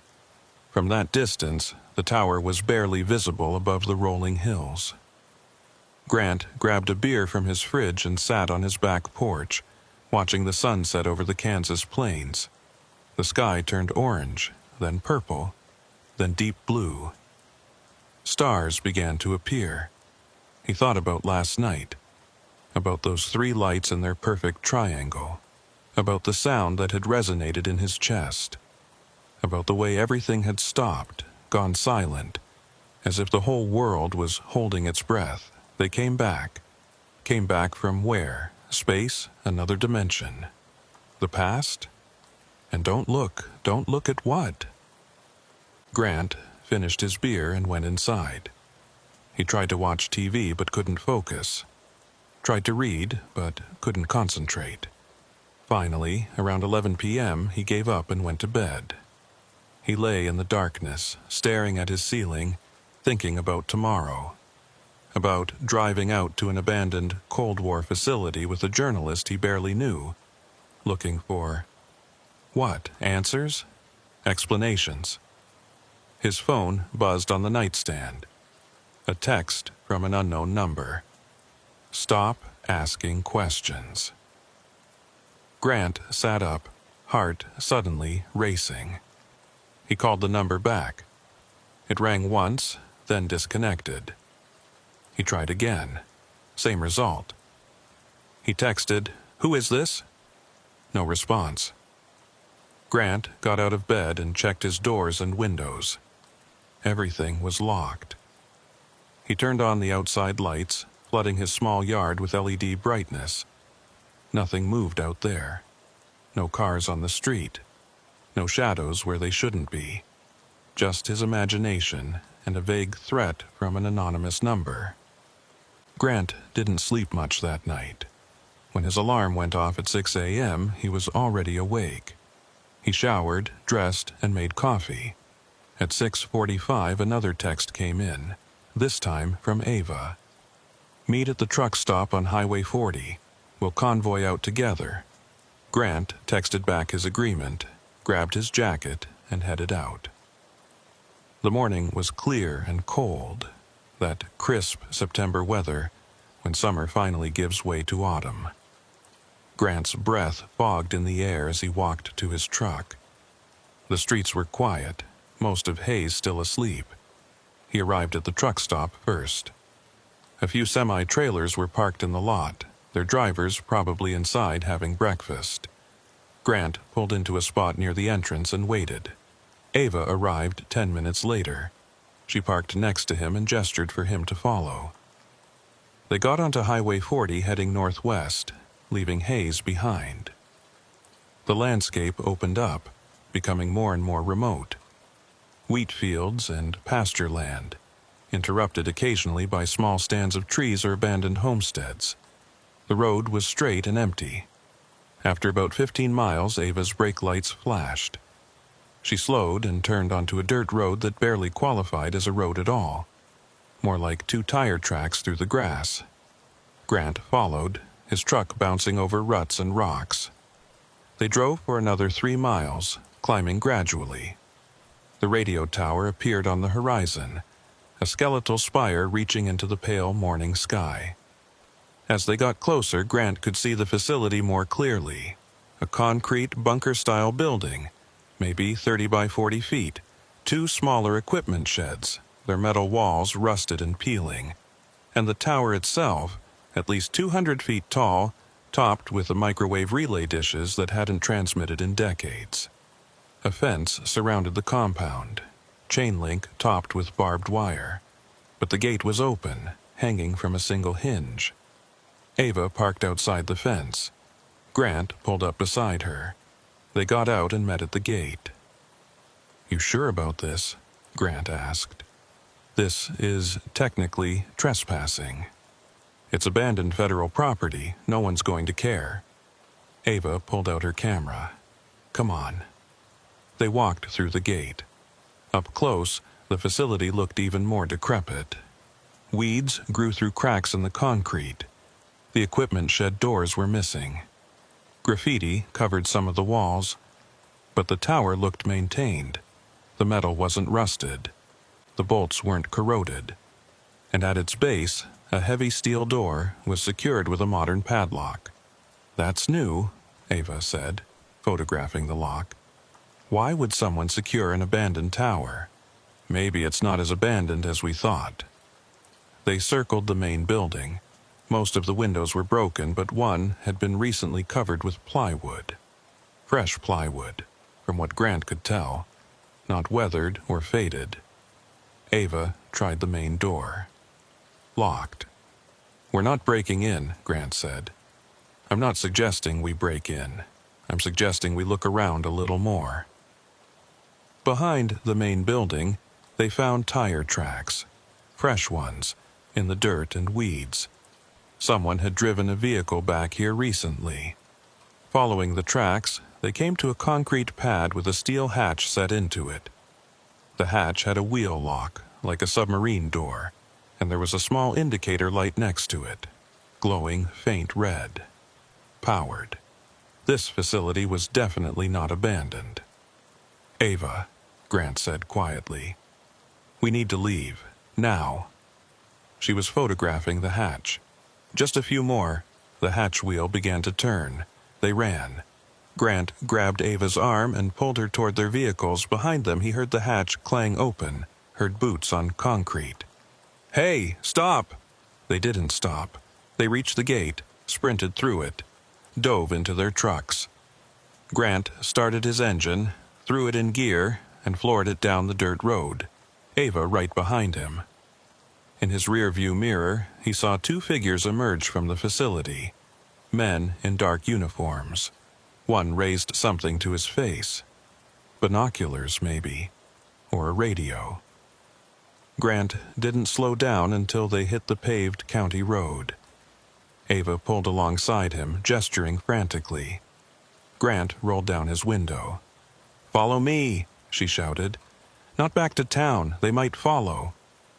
She turned east instead of south, onto a farm road Grant didn't recognize. He followed, his heart still racing. After 5 miles of winding through farmland, Ava pulled over next to an empty cattle pen. Grant parked behind her. "What the hell was that?" he demanded as they got out. "I don't know, but that facility isn't abandoned. Someone's using it. Someone who doesn't want visitors." She was scrolling through the photos on her camera. "I got pictures of everything. The new lock, the hatch, the indicator light. This is proof something's going on." "Proof of what? That we trespassed on government property and almost got caught?" "Grant, think about it. An old Cold War relay station, supposedly decommissioned, sitting at the exact center of a cluster of UFO sightings. Fresh equipment, active power, guards. What does that tell you? That we're in over our heads? Or that we're onto something?" Ava looked at him seriously. "You heard that warning. They came back. Don't look. What if the government knows? What if they've always known? And what if that facility is part of whatever's happening?" Grant wanted to argue. Wanted to say she was jumping to conclusions, seeing conspiracies where none existed. But he'd seen those lights, heard that drone, found that message hidden in the static. And now he'd seen an abandoned facility that clearly wasn't abandoned. "What do we do?" he asked. "We find out who owns that property now. We find out what they're doing there. And we find out what they came back means." Before Grant could respond, both their phones buzzed simultaneously. A text from the same unknown number that had messaged Grant last night. "Last warning. Walk away." They looked at each other. "You getting scared?" Ava asked. "Terrified," Grant admitted. "Good, me too, but I'm not stopping." Neither was Grant. Whatever this was, whatever was happening in the skies over Kansas, he needed to understand it, even if the answer terrified him more than the question. They decided to split up. Ava would research property records and try to track down who currently held the deed to the old relay station. Grant would go back to work and keep his ear to the ground for any new reports of unusual activity. But first, they agreed to meet with Jim Morrison. The old farmer had mentioned his grandfather's stories, and Ava wanted to hear them firsthand. They found Jim in his barn, working on his tractor. He looked up as they approached, wiping grease from his hands. "Morning, folks. You look like you've seen a ghost." "Jim, Grant told me you mentioned your grandfather's stories," Ava said. "About lights in the fields. Can you tell me more about that?" Jim set down his wrench and gestured to some bales of hay. They sat, and he leaned against his tractor, thinking. "Granddad used to farm this same land," Jim began. "This was back in the late 40s, early 50s. One summer he started seeing things, lights in the sky at night. Sometimes just one, sometimes several. They'd hover over the fields, moving in ways that didn't make sense. No sound, no engine noise, just silence. Did he ever report it? Ava asked. To who? This was 1949, 1950. You tell people you saw flying saucers, they'd lock you up. But Granddad wasn't alone. Other farmers saw them too. They'd talk about it among themselves, quiet-like, but never official. What happened to the lights? Grant asked. They stopped, just like they started. But here's the thing. Before they stopped, military folks came around, asking questions, telling people not to talk about what they'd seen. Said it was classified aircraft testing, nothing to worry about. Jim paused. Granddad never bought that explanation. He said those lights were too strange, too impossible. And he said the military men seemed more interested in what the lights were doing than in explaining them away. Did your grandfather ever mention a relay station? Ava asked. Or any kind of government facility being built? Jim's expression changed. Now that you mention it, yeah, there was something. I was just a kid, but I remember Granddad talking about how they were building some kind of communication tower. This would have been mid-50s. He said it went up fast, almost overnight. And after that, the lights became less frequent. Like whatever they were being monitored or controlled somehow. Ava and Grant exchanged glances. Jim, do you remember anything specific about the tower? Ava pressed. Where it was? What it looked like? Northwest of here, maybe 20 miles. Tall thing, you could see it from pretty far away. Granddad said it gave him a bad feeling. Said the air around it felt wrong. The air feels wrong. Grant remembered that sensation from 2 nights ago, standing on the road watching those lights. The pressure, the thickness, the sense that reality itself had become unstable. They thanked Jim and drove back to town. At a coffee shop, Ava opened her laptop and started digging. Property records show the relay station was decommissioned in 1983, she said, scrolling through documents. Ownership transferred to the Department of Defense, but in '97 it was sold to a private company called Meridian Solutions Group. What do they do? According to their website, they're a defense contractor specializing in telecommunications and signal intelligence. But that's a cover. Look at this. She turned the laptop so Grant could see. Meridian has ties to at least a dozen shell companies, all linked back to Pentagon black budget projects. They're deep into classified work. So the government still controls that facility, just through a contractor. Exactly. Which means whatever's happening there is intentional. It's not abandoned, it's active. Grant's phone rang. Mary from dispatch. Grant, we just got a call. Multiple reports of GPS failures, same as the other night. It's happening again. Where? Northwest sector. Same general area as your sighting. I'm on my way. He hung up and looked at Ava. It's happening again. They drove northwest, following the reports. As they got closer to the relay station, Grant's GPS flickered and died. The radio filled with static, then that familiar drone. Ava pulled over. Grant parked behind her. They got out and looked up. There, high above, barely visible in the afternoon sunlight, were the lights. 3 of them in a perfect triangle, moving slowly across the sky. But this time, they weren't alone. Other cars had stopped. People were getting out, pointing, filming with their phones. Grant counted at least 6 other vehicles on this stretch of road. This is different, Ava said. This is broad daylight, multiple witnesses. The lights began to pulse. Bright, dim, bright, dim. That same rhythm Grant had seen before. Then something new happened. The lights split apart. The triangle broke, and each light went a different direction. One headed north, one south, one west. They moved fast, too fast, crossing miles in seconds. and then they were gone.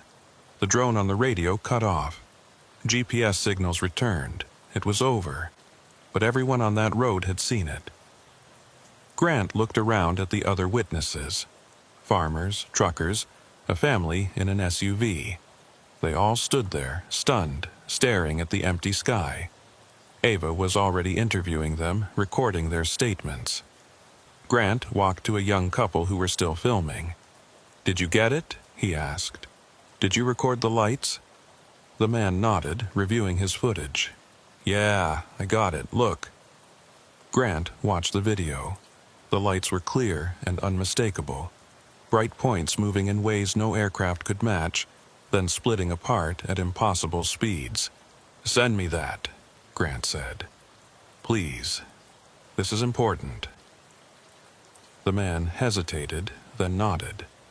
"Yeah, okay. What's your number?" After collecting contact information from several witnesses, Grant and Ava regrouped. "This changes everything," Ava said. "Multiple witnesses in daylight with video evidence. This can't be dismissed or covered up." "Unless someone tries really hard to dismiss it," Grant said. He was thinking about those men at the facility, about the warnings, about how much effort someone was putting into keeping this quiet. His phone buzzed. Another text from the unknown number. "You were warned." Grant showed it to Ava. Her jaw tightened. "They're watching us," she said. "They know where we are." "Then let's give them something to watch." Grant called the sheriff's department directly, asking to speak with Sheriff Daniels. After a brief hold, the sheriff came on. "Grant, what's this about?" "Sheriff, I need to file a formal report, UFO sighting, multiple witnesses, with video evidence. And I need you to investigate the Meridian Solutions facility northwest of here." There was a long pause. "Grant, I can't just—" "Sheriff, something is happening. Something big. And if we don't investigate it properly, if we let it get buried, we're failing in our duty to protect this community." Another pause. Then, "Come to my office. Bring your witnesses." They spent the next 4 hours at the sheriff's department. Grant, Ava, and 5 other witnesses gave statements. They showed their videos. They marked locations on maps. Sheriff Daniels listened to everything, his expression growing more serious by the minute. "I'll be honest with you," he finally said. "This is above my jurisdiction, but I'm going to forward this to the Air Force, to the FAA, and to the Kansas Bureau of Investigation. Someone needs to investigate that facility. And if they don't," Ava asked, "then I'll do it myself." That evening, exhausted and wired on too much coffee, Grant drove home. The sun was setting, painting the sky in shades of orange and purple. Beautiful and normal and completely at odds with the strangeness of the day. His phone rang. Ava. "Turn on Channel 7 News, now." Grant pulled over and found a stream on his phone. The local news was leading with their story. Multiple UFO sightings, witness statements, video evidence. They even mentioned the old relay station and its mysterious private ownership. The report was factual, balanced, but it didn't shy away from the implications. Something unexplained was happening in the skies over Kansas. Grant's phone exploded with texts and calls. Friends, family, co-workers, everyone wanted to know what he'd seen, what he thought was happening. He ignored most of them. But he answered when Jim Morrison called. "I saw the news," Jim said. "You know what this means, don't you?" "What?" "It means they can't hide it anymore. Whatever's going on, whatever those lights are, too many people have seen them now. The truth's coming out one way or another." After hanging up, Grant sat in his truck, watching the sun disappear below the horizon. Stars began to appear, one by one, filling the darkening sky. Were we being watched? Had we always been watched? And why now? Why, after decades of secrecy and denial, were these encounters becoming more frequent, more obvious? Grant thought about that message hidden in the radio static. They came back. Don't look. They came back as if they'd been here before, as if history was repeating itself. Don't look, but it was too late for that. Everyone was looking now. His phone buzzed, a text from Ava. Check your email, I found something. Grant opened his email on his phone. Ava had sent him a scanned document, old and faded. It looked like a government memo from 1951. The subject line read, Project Sentinel, Kansas Site Operational. Grant zoomed in and read, Relay station construction complete. Monitoring equipment in place. Initial test of communication protocol successful. Subjects responded to carrier signal. Recommend continued observation and documentation. Warning protocols established for local population should subjects return. Subjects. They were calling them subjects, as if they were part of an experiment. Another paragraph caught Grant's eye.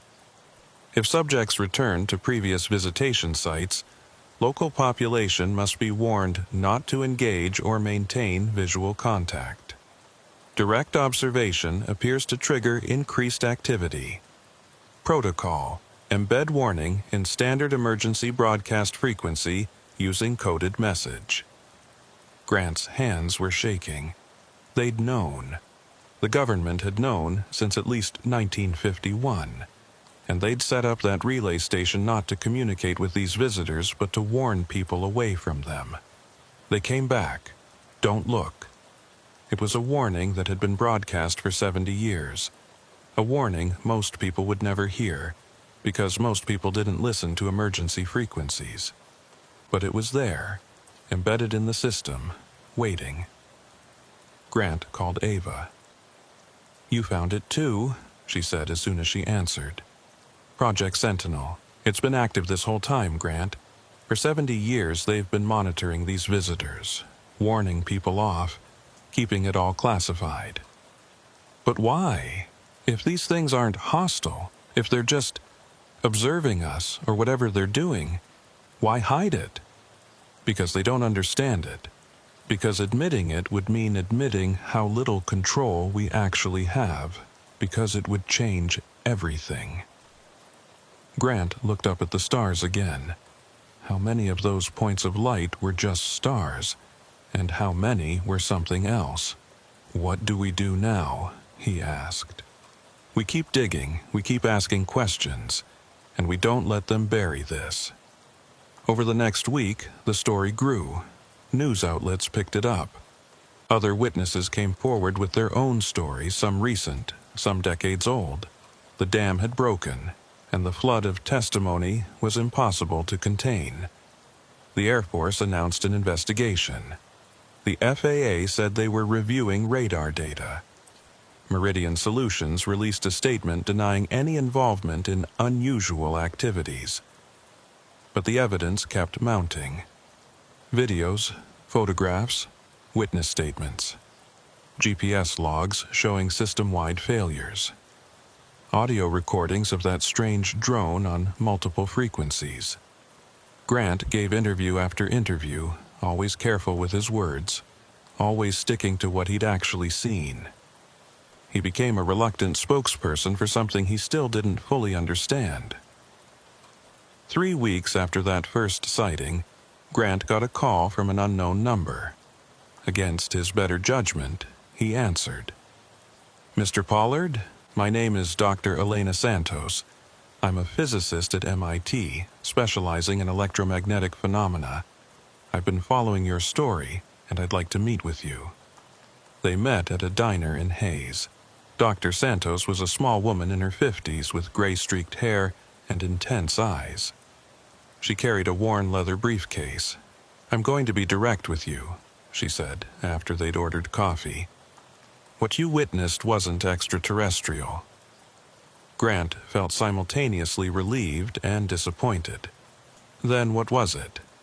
It was terrestrial, but not human-made, at least not entirely. She opened her briefcase and pulled out a tablet. Have you heard of ball lightning? Or earthquake lights? Vaguely. They're natural phenomena that we still don't fully understand. Plasma formations, electromagnetic anomalies that appear during certain atmospheric or geological conditions.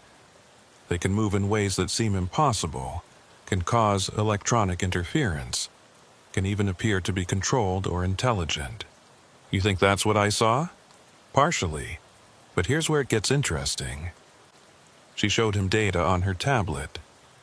The area around that relay station sits on top of a unique geological formation. Limestone bedrock with high concentrations of quartz and other piezoelectric materials. When seismic pressure builds up, and there's been increased seismic activity in Kansas recently, those materials generate electrical fields. And those fields create lights? Not just lights. Electromagnetic phenomena that could potentially interface with electronic systems. Your GPS failures, the radio interference, all of it could be explained by a natural but extremely unusual electromagnetic event. Grant wanted to believe her. It was a rational explanation, grounded in science. But what about the pattern? He asked. The triangle formation, the synchronized pulsing, the way they split up and moved in different directions. Dr. Santos hesitated. That's the part I can't explain. Natural phenomena shouldn't show that level of coordination unless what? Unless the electromagnetic fields are somehow creating a feedback loop with the monitoring equipment at that facility. If their systems are trying to track and measure the phenomena, they might inadvertently be shaping it, giving it structure and pattern. It was a stretch, Grant thought, but maybe possible. What about Project Sentinel? He asked. The government memo from 1951.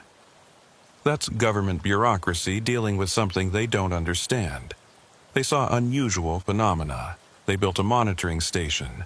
They created protocols, standard operating procedure for the Cold War era.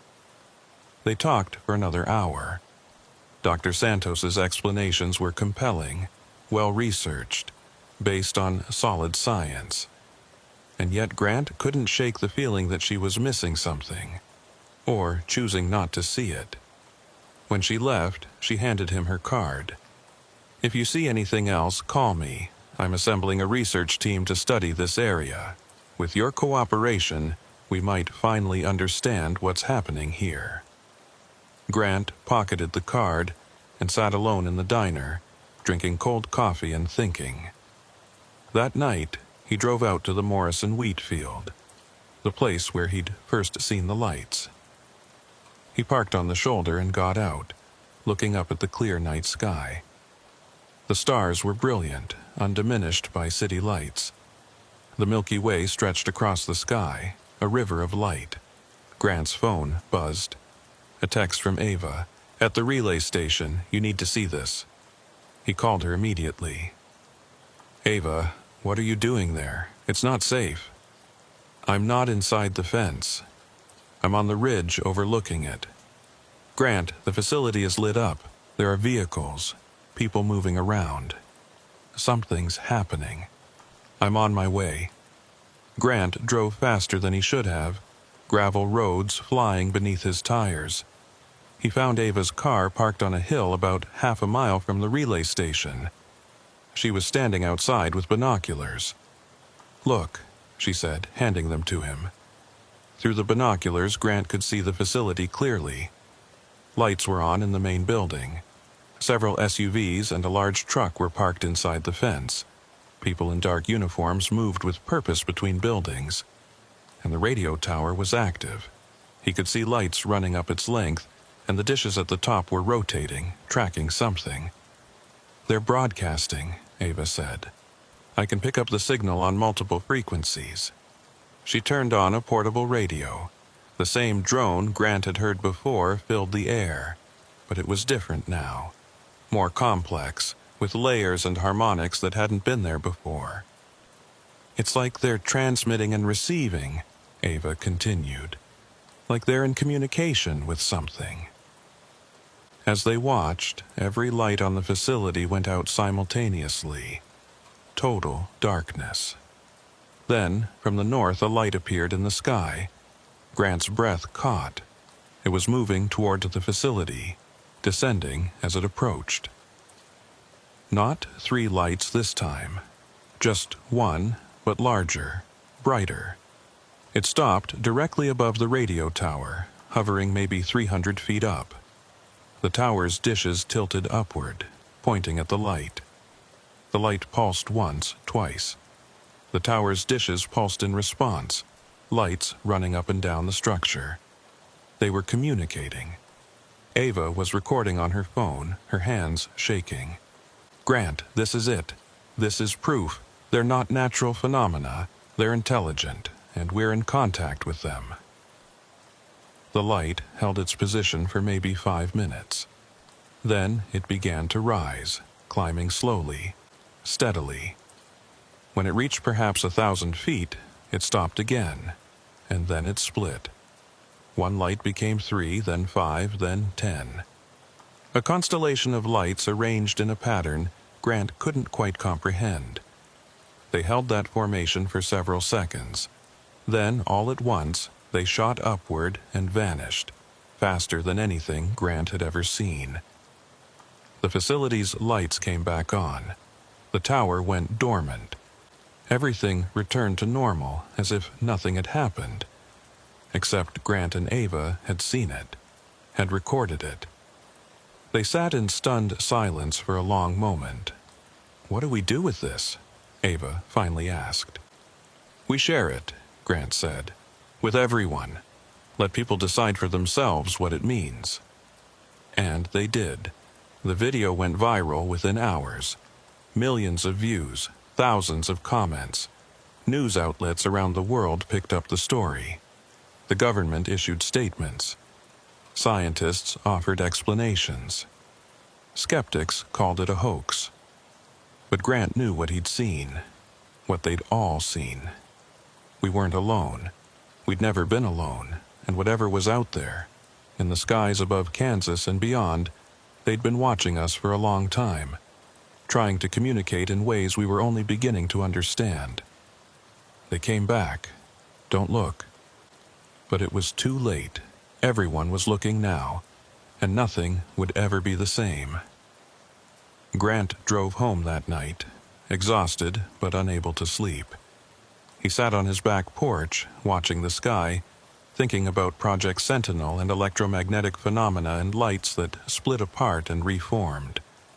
His phone buzzed one last time. A text from the unknown number that had been threatening him. "You should have listened." Grant stared at the message for a moment, then typed back, "No. You should have told us the truth." He never got a response. But 3 days later, the relay station was abandoned again. The vehicles gone, the lights off, the personnel vanished. Meridian Solutions released a statement saying they were ceasing operations at that location. The government announced Project Sentinel would be declassified, its files released to the public. And life went on, but different, changed. Grant still worked his county road patrol, still drove those same dark roads at night. But now, when he looked up at the stars, he did so with knowledge and wonder instead of casual indifference. We weren't alone, and somewhere out there, in the vast darkness between worlds, they were still watching, still waiting, still trying to speak to us in their own incomprehensible language. Grant Pollard, county road supervisor, had become part of something larger than himself. Part of humanity's first stumbling steps toward understanding that the universe was far stranger, far more populated, far more wondrous than we'd ever imagined. And it all started with a GPS failure and 3 lights in a triangle, hovering over a Kansas wheat field on a September night.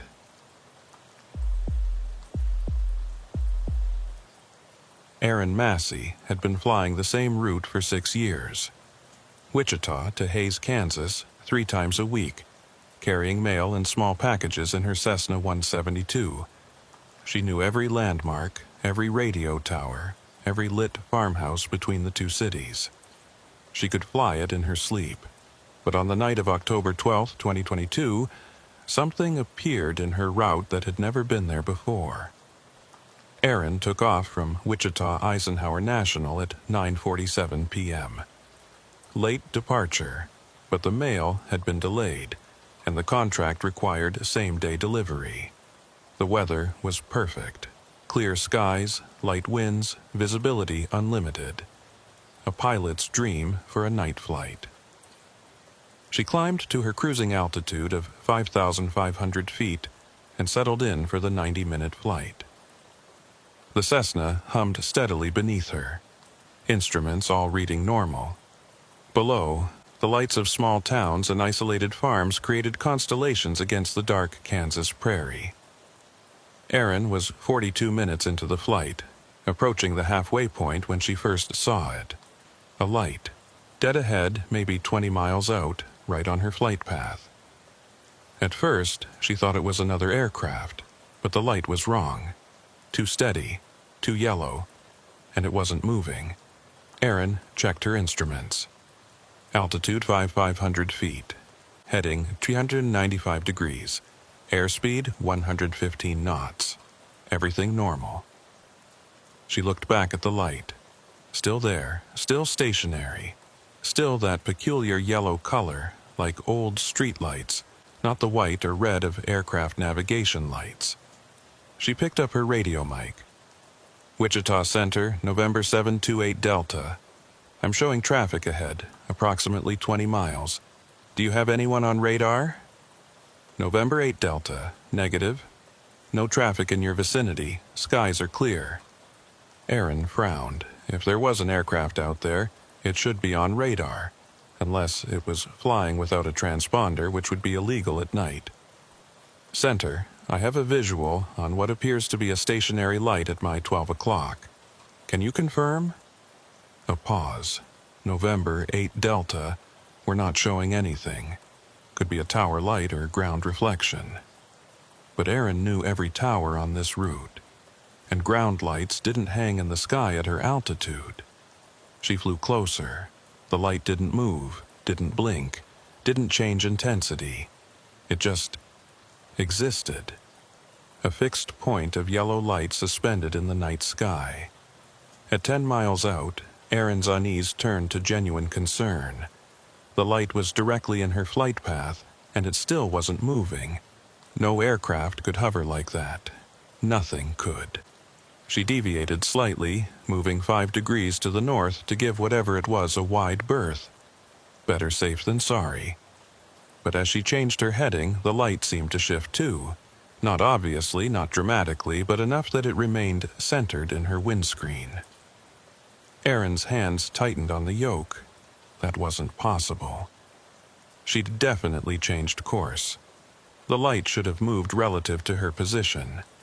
She turned another 5 degrees north. The light stayed centered. Okay, she muttered to herself. Okay, this is officially weird. She tried the radio again.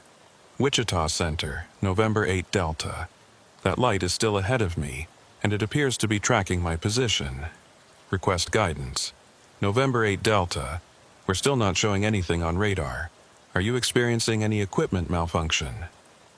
Erin scanned her instruments. Everything looked normal. Heading, altitude, speed, all as expected.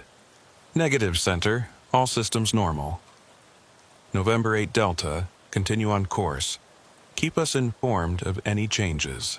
Continue on course, toward that thing. Erin didn't love that idea, but she also didn't have much choice. Hays Regional Airport was ahead, and she had a schedule to keep. She flew on, closing the distance. 5 miles. 4. 3. At 2 miles, she could finally see details. The light wasn't a single point. It was a cluster of smaller lights, all that same yellow color, arranged in, she couldn't quite make out the pattern. Circular, spherical. It was hard to judge distance and size in the dark. 1 mile. The lights were getting bigger but still not moving. Erin's altitude was unchanged, 5,500 feet. Whatever this was, it was at her exact altitude. Half a mile. That's when Erin's engine coughed.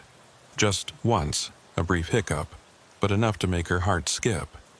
She immediately checked her instruments. Oil pressure good, fuel flow good, RPM steady at 2,400, temperature in the green. The engine ran smoothly, as if nothing had happened, but the lights were now close enough that Erin could see them clearly. Not a cluster. A formation. 7 lights, she counted, arranged in a perfect circle, rotating slowly clockwise, and in the center, darkness. Not empty space. Something darker than the night sky, something solid. Erin's radio crackled with heavy static. She tried to transmit, but got only noise in response. She was alone up here, approaching something that shouldn't exist, with no way to communicate. The logical part of her brain said to turn around, to divert to one of the smaller airports south of her position, to get on the ground immediately. But another part, the part that had been flying for 15 years and had seen her share of strange things in the sky, said to maintain course, to document, to witness. She continued forward. 1/4 mile. The lights stopped rotating. All 7 fixed in place, perfectly still, and Erin realized they were pointed at her. She could feel it, that sensation of being watched, being tracked, being evaluated. Her engine coughed again. This time, twice in succession. The RPM needle dipped, recovered, dipped again. No, no, no, Erin whispered, her hand moving to the carburetor heat control. But the temperature was fine. No indication of icing, no reason for the engine to hesitate. The lights flared brighter. So bright, Erin had to squint, had to look away. The interior of her cockpit was illuminated like daylight. Every shadow banished, every gauge and switch visible in harsh yellow light. Then, silence. The engine had stopped. Not failed. Not seized. Just stopped. No noise, no vibration, no warning. The propeller continued to windmill in the slipstream, but without power, without thrust. Erin's training took over. She pushed the nose down to maintain airspeed, started the emergency restart checklist. Fuel valve, on. Mixture, rich. Magnetos, both. Throttle, forward, nothing. She tried again. Still nothing. The engine was completely dead. Below her, the Kansas prairie stretched dark and featureless. She was gliding now, losing altitude, with maybe 5 minutes before she'd be forced to attempt an emergency landing in a field she couldn't see. The lights moved. They broke formation, spreading out, surrounding her aircraft. 3 in front, 2 on each side. Moving with her as she descended, matching her glide speed exactly. Erin reached for her phone. If she was going down, she wanted documentation, wanted proof. Her hand shook as she activated the camera, pointed it at the lights ahead. The phone's screen went blank. Not off. Blank. A pure white screen with no icons, no controls, nothing. Just white. Then words appeared, black text on white background, as if someone was typing, activated. Erin stared at the screen. What the hell did that mean? Activated? What was activated? The lights pulled away, climbing rapidly. Within seconds they were gone, vanished into the darkness above. And her engine roared back to life. The sudden noise made Erin jump. The propeller caught, RPM climbed to normal, all gauges reading green. As if nothing had happened. As if the engine had never stopped. She grabbed the yoke with both hands, leveled out at 4,200 feet, her heart hammering. Her radio crackled back to life. Bear 8 Delta, do you copy? November 8 Delta, Wichita Center, respond. Aaron keyed the mic with a trembling hand. Wichita Center, November 8 Delta. I'm here. I had an engine failure, but it restarted. I'm level at 4200. November 8 Delta, say your position. Aaron checked her GPS. The display was working normally now, showing her position 15 miles southwest of Hayes. Center, I'm 15 southwest of Hayes, continuing to destination. November 8 Delta, do you require emergency services? Did she? Her engine was running perfectly, all systems normal, except for whatever the hell had just happened. Negative, Center. Engine is operating normally, continuing to Hayes. Roger. November 8 Delta. Contact Hayes Tower on 118.3. Aaron switched frequencies and contacted the tower. They cleared her for a straight-in approach to runway 18. She descended on a standard pattern, constantly checking her engine instruments, waiting for another failure that didn't come. On the ground, waiting by his pickup truck near the small terminal building, was Tommy Greer. He was Aaron's ground contact in Hayes, the guy who picked up her deliveries and distributed them to the local businesses. He'd been doing it almost as long as Aaron had been flying this route.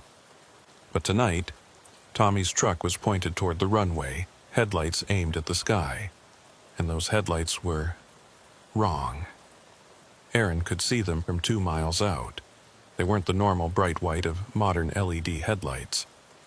They were pulsing, expanding and contracting in a circular pattern, like a heartbeat made of light. She keyed her radio to the tower. Hayes Tower, November 8 Delta. I'm seeing unusual lighting at the field. Ground vehicle with pulsing headlights near the terminal. November 8 Delta. We're not showing anything unusual on our cameras. Ground traffic is normal. But Aaron could see it clearly. Tommy's truck, headlights doing something no headlights should do, expanding into perfect circles of light, then contracting to pinpoints, then expanding again.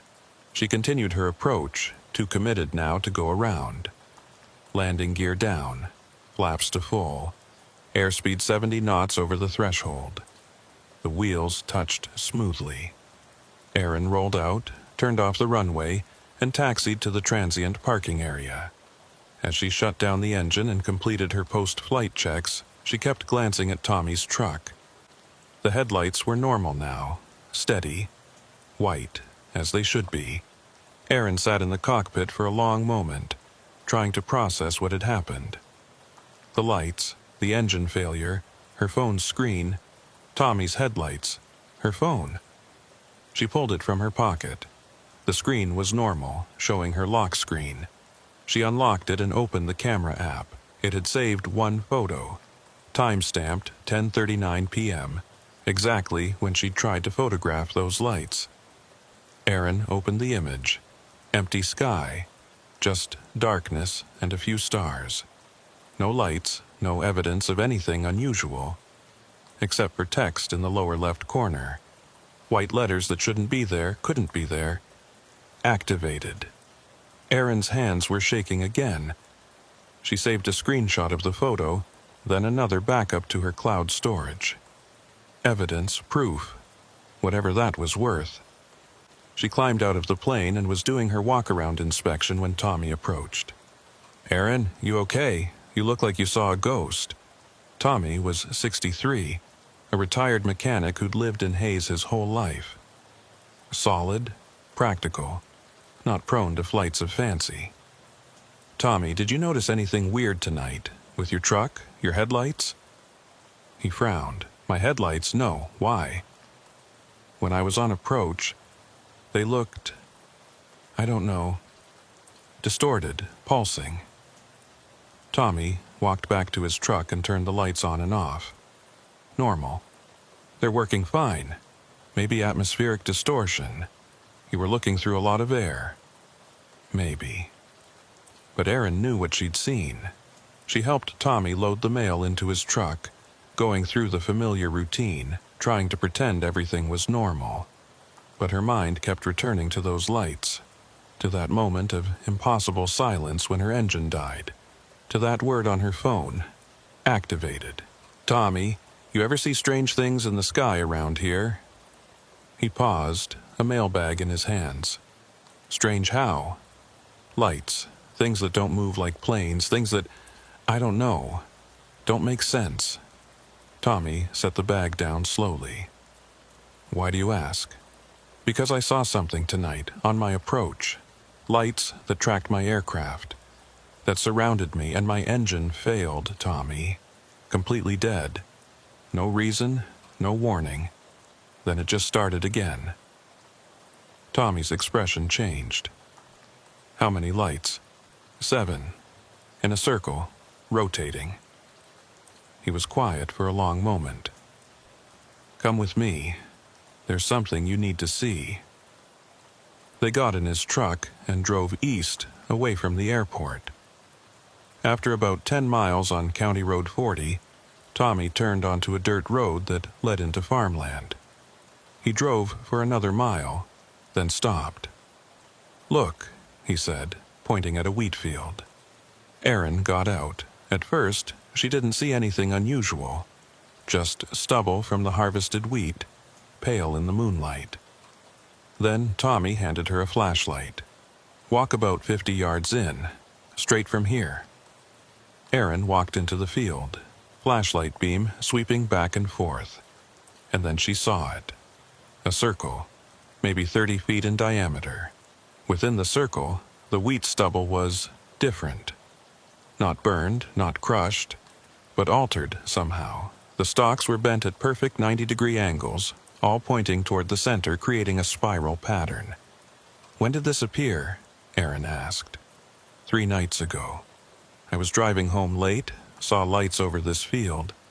Same description you just gave me. 7 lights in a circle, rotating. They were there maybe 2 minutes, then they shot straight up and disappeared. Next morning, I came out here and found this. Erin walked to the center of the spiral. The ground was hard, undisturbed. No footprints, no vehicle tracks. Just the altered wheat stubble in its perfect geometric pattern. Did you report it? She asked. To who? The police? They'd think I was drunk. The Air Force? They'd tell me to stop watching sci-fi movies. Tommy stood at the edge of the circle. But it's real, Erin. Whatever you saw tonight, whatever made this pattern, it's real. And it's been showing up around here for weeks. Weeks? How many times? This is the 4th formation I've found. Others have seen them too, but most people don't want to talk about it. Don't want to be labeled crazy. Erin pulled out her phone and photographed the formation from multiple angles.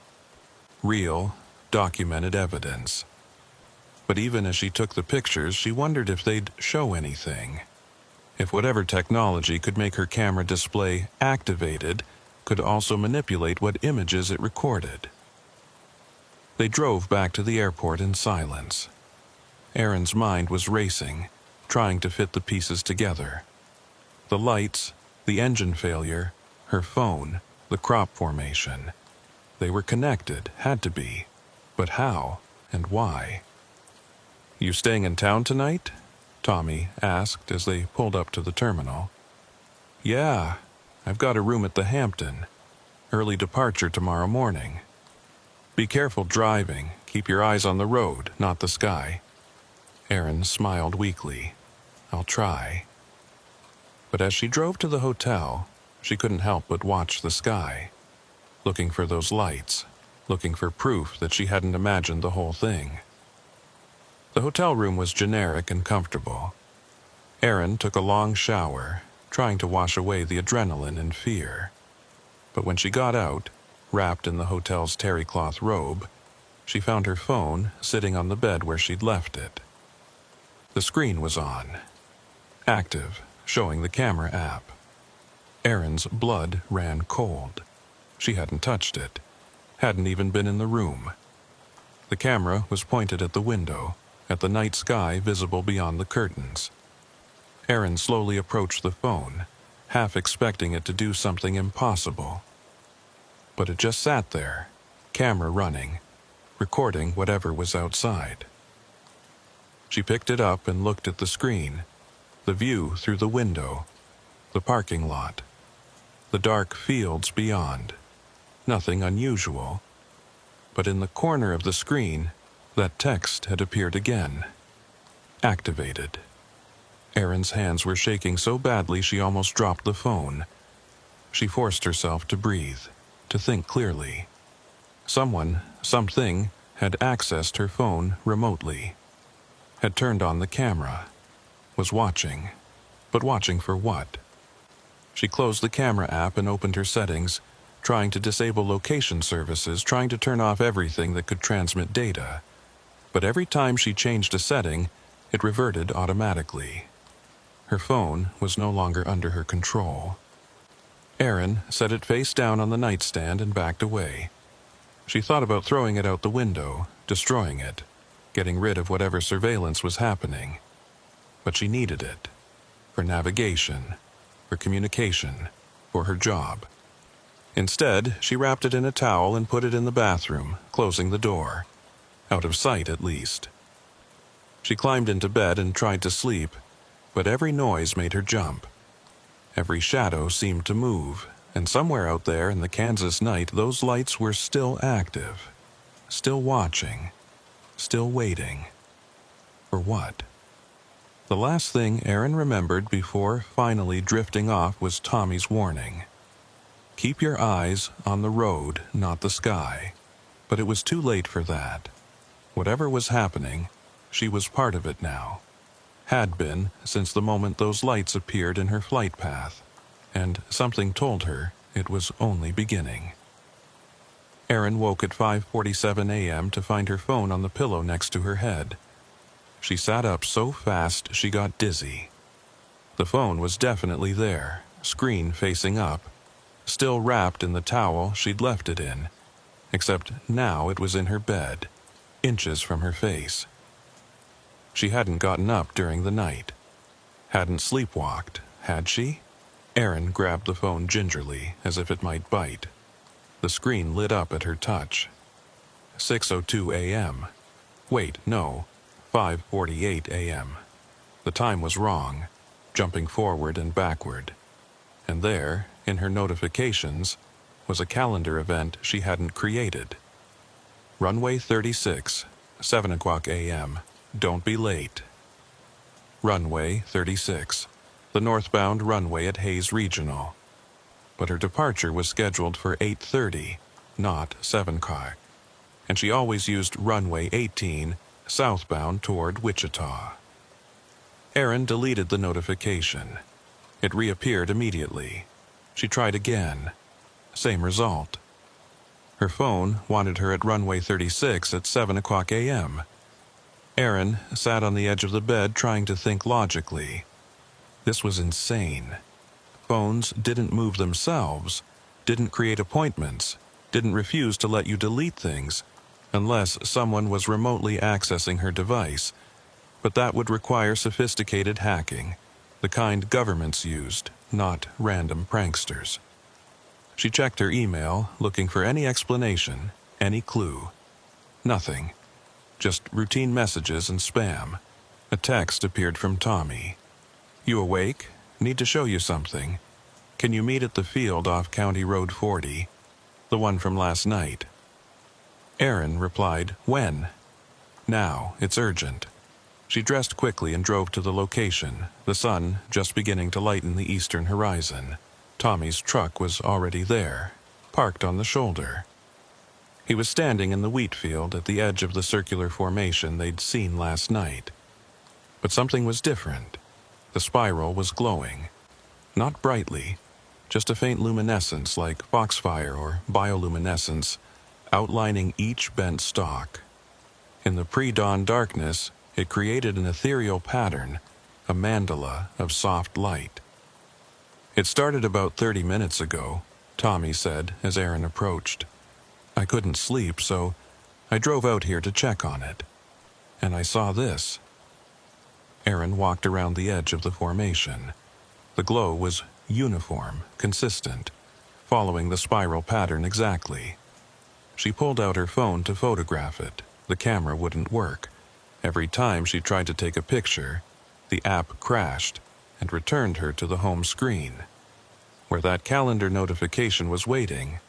Runway 36, 7 a.m., don't be late. Tommy, look at this. She showed him the notification. He read it and frowned. Did you schedule a flight on runway 36? No, and I can't delete it. Every time I try, it comes back. That's the same thing that happened to my truck last night. What do you mean? Tommy pulled out his own phone and showed her his GPS app. A route was plotted, but not to anywhere Tommy would normally go. The destination was set for coordinates that appeared to be in the middle of empty farmland about 15 miles northwest of Hayes. I didn't enter this, Tommy said. It just appeared this morning, and when I try to delete it, it resets. Aaron felt a chill despite the warming air. They're directing us, giving us instructions. They?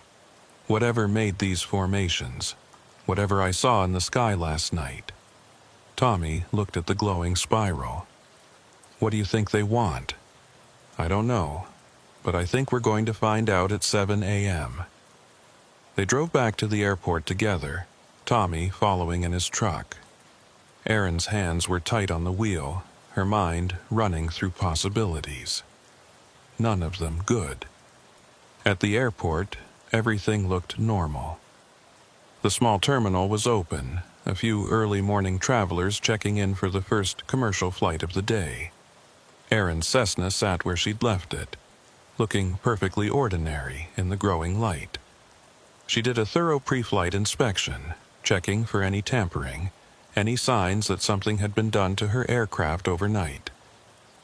Everything checked out.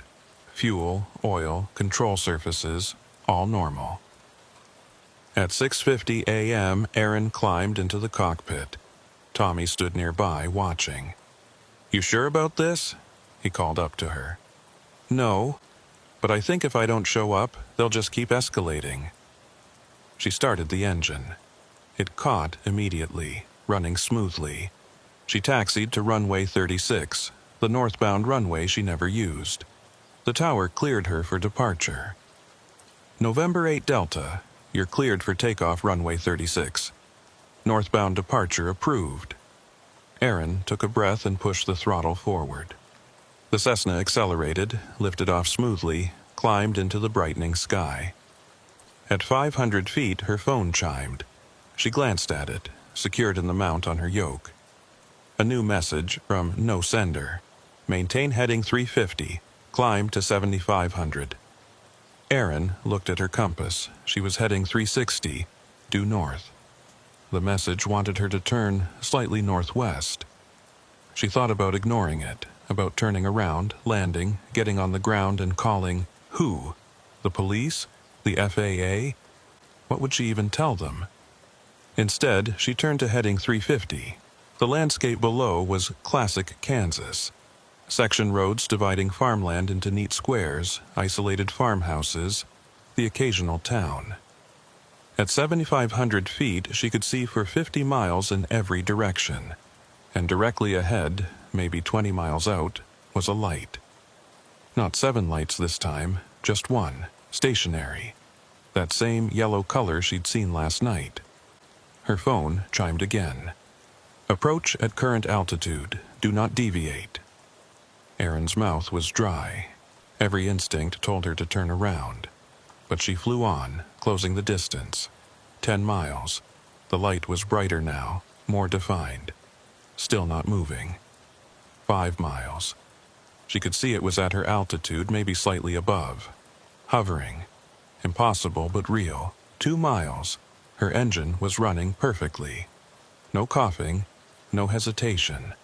But Erin's hand stayed near the throttle, ready. 1 mile. The light was large now, maybe the size of a small car. Perfectly round, glowing with that yellow luminescence, and behind it, she could just make out a darker shape. Something solid. Something real. Her phone displayed new text. Maintain airspeed. Do not accelerate or decelerate. Erin obeyed, though her hands shook on the yoke. She was committed now, whatever happened. 1/2 mile. The object was massive. Disc-shaped, she realized, maybe 60 feet in diameter. The yellow light emanated from its underside, but the upper surface was dark, almost absorbing light rather than reflecting it. Quarter-mile. Her radio erupted with static, then a voice. Not Wichita Center. Not Hayes Tower. Something else. The voice wasn't speaking English, wasn't speaking any language Aaron recognized, but somehow, impossibly, she understood it. You are recognized. You are cleared. Proceed. Cleared for what? Her aircraft's nose dipped slightly without her input. The yoke pulled gently forward, overriding her control. The Cessna descended, approaching the object from above. Aaron didn't fight it, couldn't fight it. Whatever force was controlling her aircraft was far stronger than her. As she got closer, she could see details on the object's surface. Panels, seams, markings that might have been text in some unknown script. And underneath, in the center, where the yellow light originated, an opening was forming. A rectangular portal, maybe 15 feet wide, perfectly sized for her aircraft. No, Aaron thought. No, no, no. I'm not flying into that thing. But her hands had no control. The Cessna descended steadily, approaching the opening. The yellow light surrounded her, filled the cockpit, washed out all other color. Aaron closed her eyes, certain this was the end. Certain she'd made a terrible mistake by following those instructions. Then, just as suddenly as it had started, everything stopped.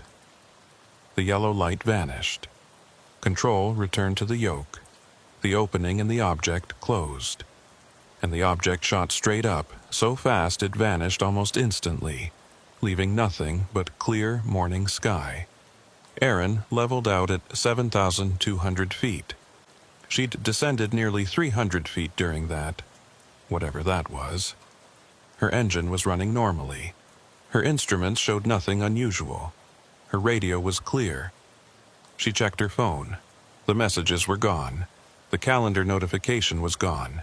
Everything was back to normal, except for one new photo in her camera roll. Aaron opened it, her hands still shaking. The photo was taken from her aircraft's perspective, looking up at the underside of that disc-shaped object. Crystal clear, well-lit, unmistakable. And in the metadata, where the location should be listed, were coordinates. Coordinates that matched the destination Tommy's GPS had shown this morning. Whatever had just happened, they wanted her to go there, to see something, to understand something. Aaron turned northwest, following the coordinates. The location was in the middle of nowhere. No towns, no major roads, just farmland and prairie. But as she approached, circling at 5,000 feet, she saw something that shouldn't be there. A facility. Maybe 10 buildings arranged in a rough circle, connected by paved roads. In the center, a large dish antenna pointed at the sky, and surrounding everything, a high fence topped with razor wire. No markings, no signs, just anonymous white buildings and that massive antenna. Aaron photographed it from multiple angles, then turned back toward Hayes. She needed to land, needed to talk to Tommy, needed to figure out what this all meant. But as she descended on approach to runway 18, her normal runway this time, she saw vehicles surrounding the terminal, black SUVs, too many of them, and people in dark suits talking to airport personnel. Her radio crackled. November 8 Delta, change to frequency 121.195 immediately. That wasn't Hayes Tower. That wasn't any frequency she recognized. Say again? Aaron asked. November 8 Delta, this is Federal Authority. Change to 121.95 and land immediately. We need to speak with you. Federal Authority. They knew. They'd been watching. They were waiting. Aaron made a split-second decision. She pushed the throttle forward and climbed, turning away from Hayes. November 8 Delta, you are ordered to land. Failure to comply will result in interception. Interception. They'd send jets. F-16s from the Air National Guard base, probably. She couldn't outrun them, couldn't outmaneuver them, but she could go somewhere they wouldn't expect. Aaron turned southeast, toward the small municipal airport in Russell, Kansas. It was 40 miles away, barely a strip with minimal facilities. She radioed ahead, declaring an emergency. Engine trouble, needed immediate landing. Russell cleared her for straight-in approach. She descended fast, probably too fast, but she needed to be on the ground before those SUVs or jets or whoever caught up. The wheels touched hard. Erin taxied to the small parking area and shut down immediately. She grabbed her phone, her flight bag, and ran toward the road. A car was pulling up. Tommy's truck. "Get in," he shouted. Erin didn't ask questions. She jumped in, and Tommy accelerated away from the airport. "How did you know?" she asked. "Your phone. It sent me your location and a message. Pick me up. Russell Airport, now." "I didn't send that message, but I figured you needed help." They drove east, staying off main highways, using farm roads and county routes. After about 20 miles, Tommy pulled into an old barn on abandoned property. "We'll wait here," he said. "Let things cool down." Erin was shaking, adrenaline and fear catching up with her. "Tommy, they're after me. Federal agents, because I saw something I wasn't supposed to see." "The facility? Yeah, it's real. It's massive. And they don't want anyone knowing it exists." Tommy pulled out his phone and showed Erin something he'd been researching. News articles, blog posts, conspiracy theory websites, all talking about a classified military installation in northwest Kansas, one that officially didn't exist, but that locals had been whispering about for decades. "They call it the Array," Tommy said. "Supposedly it's for monitoring satellite communications. But people who've gotten too close report the same things you experienced. Lights in the sky, equipment malfunctions, missing time." "Missing time? Yeah. People drive past that area and lose an hour, 2 hours. No memory of it, just gone." Erin checked her watch. It was 11:35 a.m., but that didn't make sense.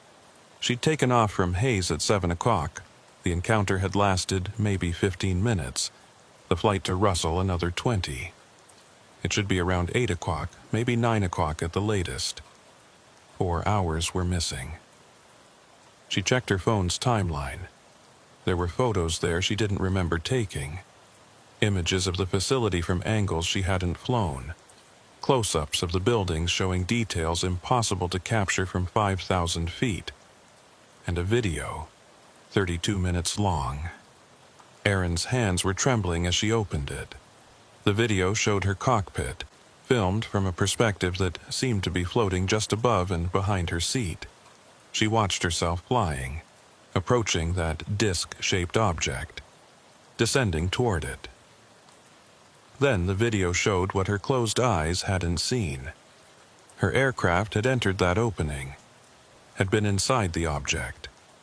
The interior was vast, impossibly large given the object's external dimensions. Curved walls covered with those strange panels and markings, and in the center, suspended in midair, was a sphere of pure light. The video showed her, Erin, watching herself in the video, reaching toward that sphere, touching it.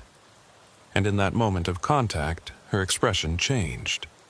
Her eyes went distant, unfocused, as if she was seeing or understanding something profound. The video cut to black. When it resumed, her aircraft was descending away from the object and everything happened exactly as Erin remembered. The object closing, shooting upward, disappearing. But those 32 minutes in between, minutes she had no memory of, were documented in that impossible video. Erin, Tommy said quietly. "What did they do to you?" "I don't know. I don't remember." But even as she said it, she felt something different inside her. A new awareness. A sense of connection, knowledge. She couldn't define it. Her phone chimed. Not a message this time, a phone call, from a blocked number. Against her better judgment, Aaron answered. "Miss Massey." The voice was male, professional, calm. "I'm calling to inform you that what you experienced today is classified information under federal law. Discussing it with anyone, sharing any photos or videos, or attempting to return to that location will result in serious legal consequences. Who is this?" "Someone trying to help you understand the situation. You witnessed something extraordinary. Something that has implications far beyond what you can imagine. We need to debrief you, collect your device, and ensure you understand the importance of confidentiality. And if I refuse..." A pause. "That would be unfortunate for everyone involved." The call ended. Aaron looked at Tommy. "They want my phone. They want to erase the evidence. Then we back it up, we share it. We make sure enough people see it that they can't contain it. That'll ruin my life, Tommy. I'll lose my pilot's license, maybe face criminal charges. Or you stay silent, let them take your phone, and spend the rest of your life wondering what really happened to you in those missing minutes." Aaron thought about that sphere of light. About touching it. About the sense she now had of something vast and complex waiting just beyond normal perception. About the word that had appeared on her phone. Activated. What had been activated? Her phone? Her camera? Or something else? Something inside her? She made her decision. "Let's upload everything. Every photo, every video, every piece of evidence. We'll send it everywhere. News outlets, UFO researchers, social media. Make it too widespread to suppress." Tommy nodded grimly. "You sure?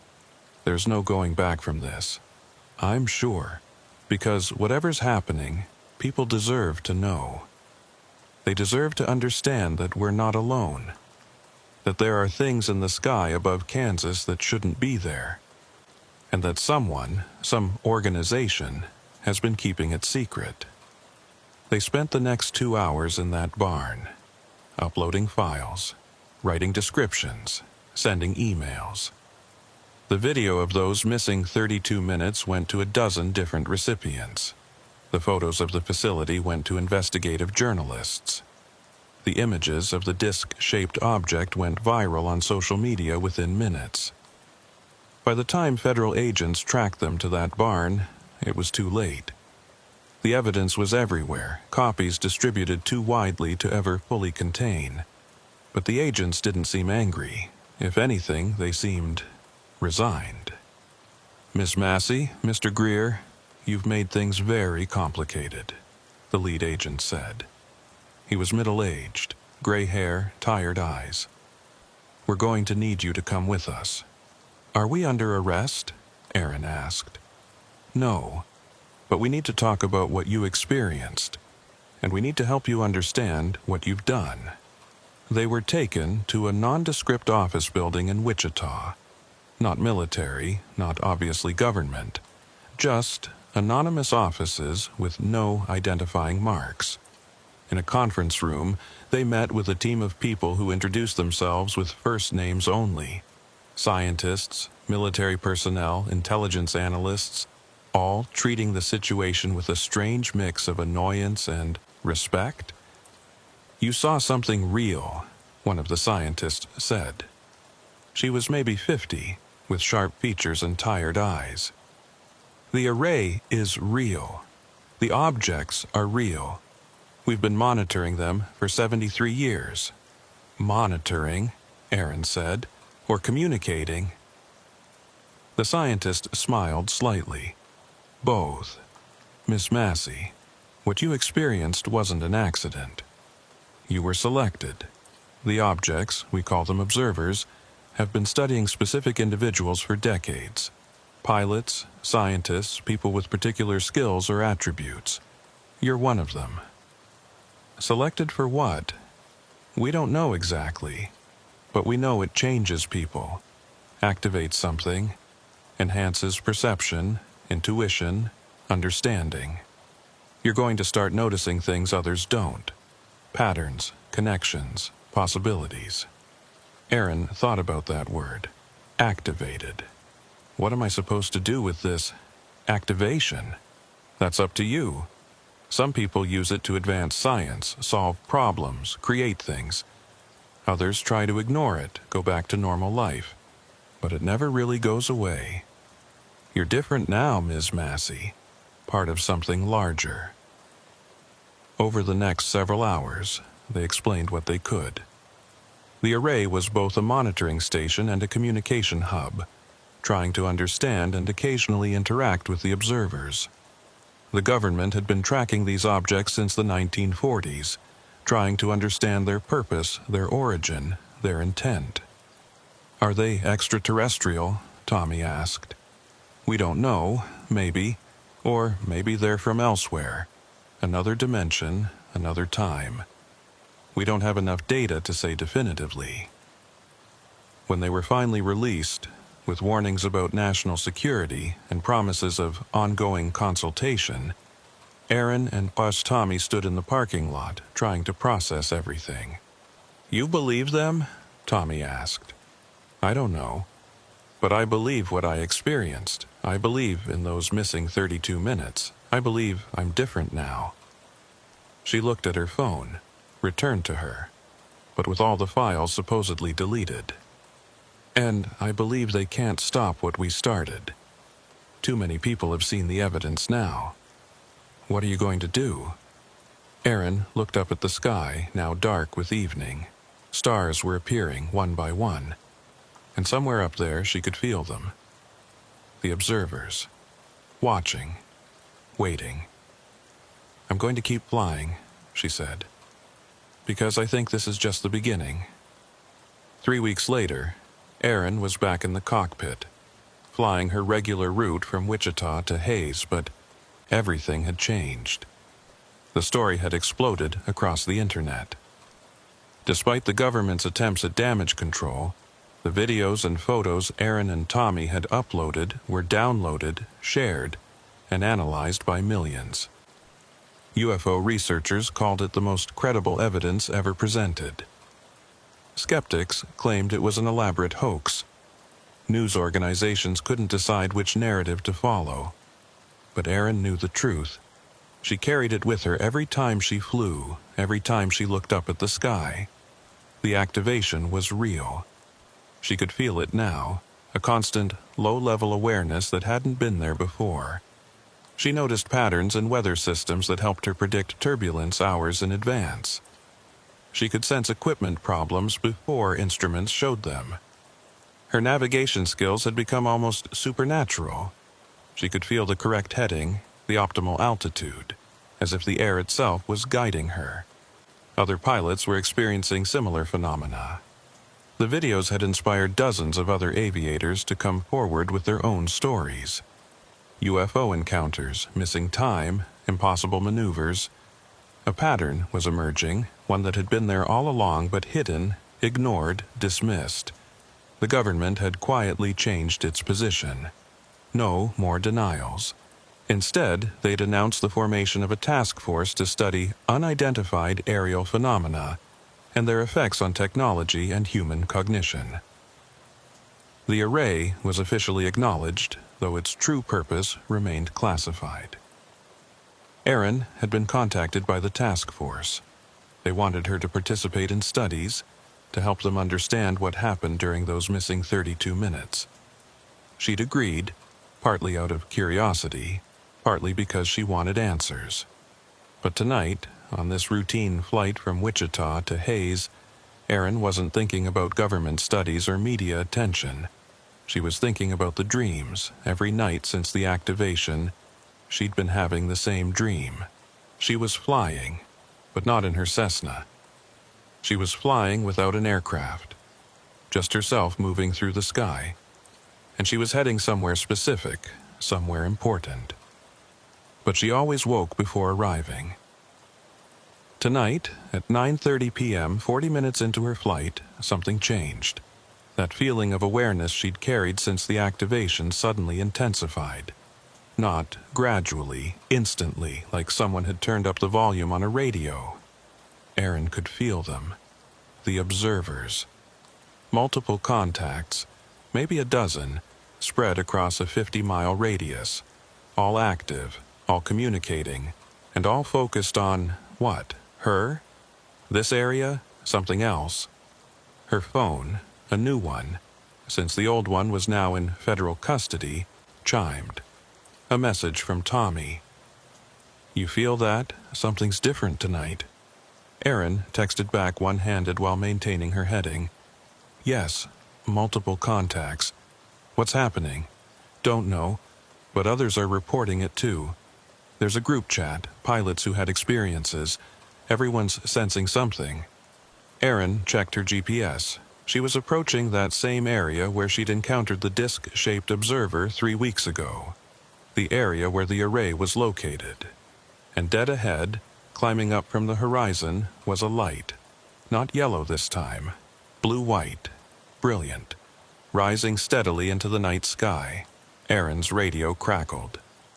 "Attention, all aircraft, this is Wichita Center. We're tracking multiple unidentified objects in the vicinity of Ellis County. All aircraft are advised to maintain safe separation and report any sightings." Multiple objects. Not just one. Erin looked around her cockpit. Through her windscreen she could see them now. Lights appearing in the sky like stars waking up. 5, 10, 20. All different colors. Red, blue, green, yellow, orange, spread across the horizon. And they were moving. Not randomly. In formation, choreographed. Like a dance performed on a cosmic stage. Her phone displayed a message. Not from Tommy this time. From no sender. Witness. Document. Understand. Erin activated her phone's camera and mounted it to record the view ahead. Then she just flew, watching, her hands steady on the yoke, as the sky above Kansas filled with impossible light. The objects moved in patterns that reminded her of murmuration, the way flocks of starbirds move in perfect coordination. But these weren't birds. They were something else. Something vast and ancient and incomprehensibly intelligent, and they wanted to be seen.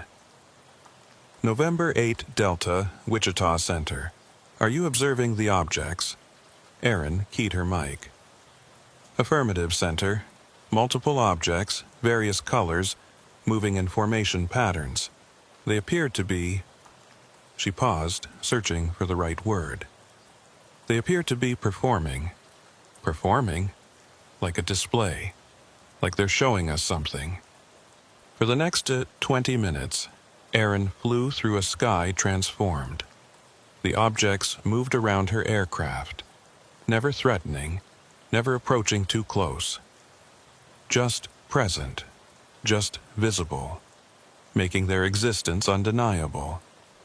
Other aircraft reported the same thing. Commercial jets, private planes, even military aircraft. Everyone saw them. Everyone recorded them. And on the ground, Tommy and hundreds of others stood in fields and parking lots and streets, phones out, cameras rolling, documenting what would later be called the Kansas display, the largest mass UFO sighting in recorded history. When it ended suddenly. All the objects, as if responding to a silent signal, climbed straight up in perfect unison. Within seconds they were gone, leaving nothing but normal stars and a sky full of questions. Erin landed at Hayes in a daze, her mind still processing what she'd witnessed. The terminal was crowded with people who'd driven to the airport to watch. Tommy was there, his face reflecting the same awe and confusion Erin felt. They wanted everyone to see, he said. That's what this was about. Not secrecy, not hiding. They wanted to be seen by as many people as possible. But why now? Aaron asked. Why tonight? The answer came from an unexpected source. A woman approached them, the scientist from the debriefing 3 weeks ago. She looked different now, less tired, almost excited. Because you opened the door, she said. When you shared those videos, when you refused to stay silent, you changed something. You showed them that we're ready. Ready to acknowledge them, ready to engage, ready to move forward. Ready for what? We don't know yet. But over the past 3 weeks, the observers have been more active than in the previous 70 years combined. More sightings, more encounters, more communication. It's accelerating. She pulled out a tablet and showed them a map. It was covered with pins, thousands of them, each representing a reported sighting in the past 3 weeks. The concentration was highest in the central United States, but there were reports from every continent. A global awakening, the scientist continued. That's what some are calling it. The observers aren't just showing themselves to individuals anymore. They're showing themselves to everyone, to humanity. Aaron looked at the map, at those thousands of pins, and understood. This wasn't just about her activation. It wasn't just about her experience. It was about a fundamental shift in how humanity understood its place in the universe. We weren't alone. We'd never been alone. And now, finally, we were being given proof.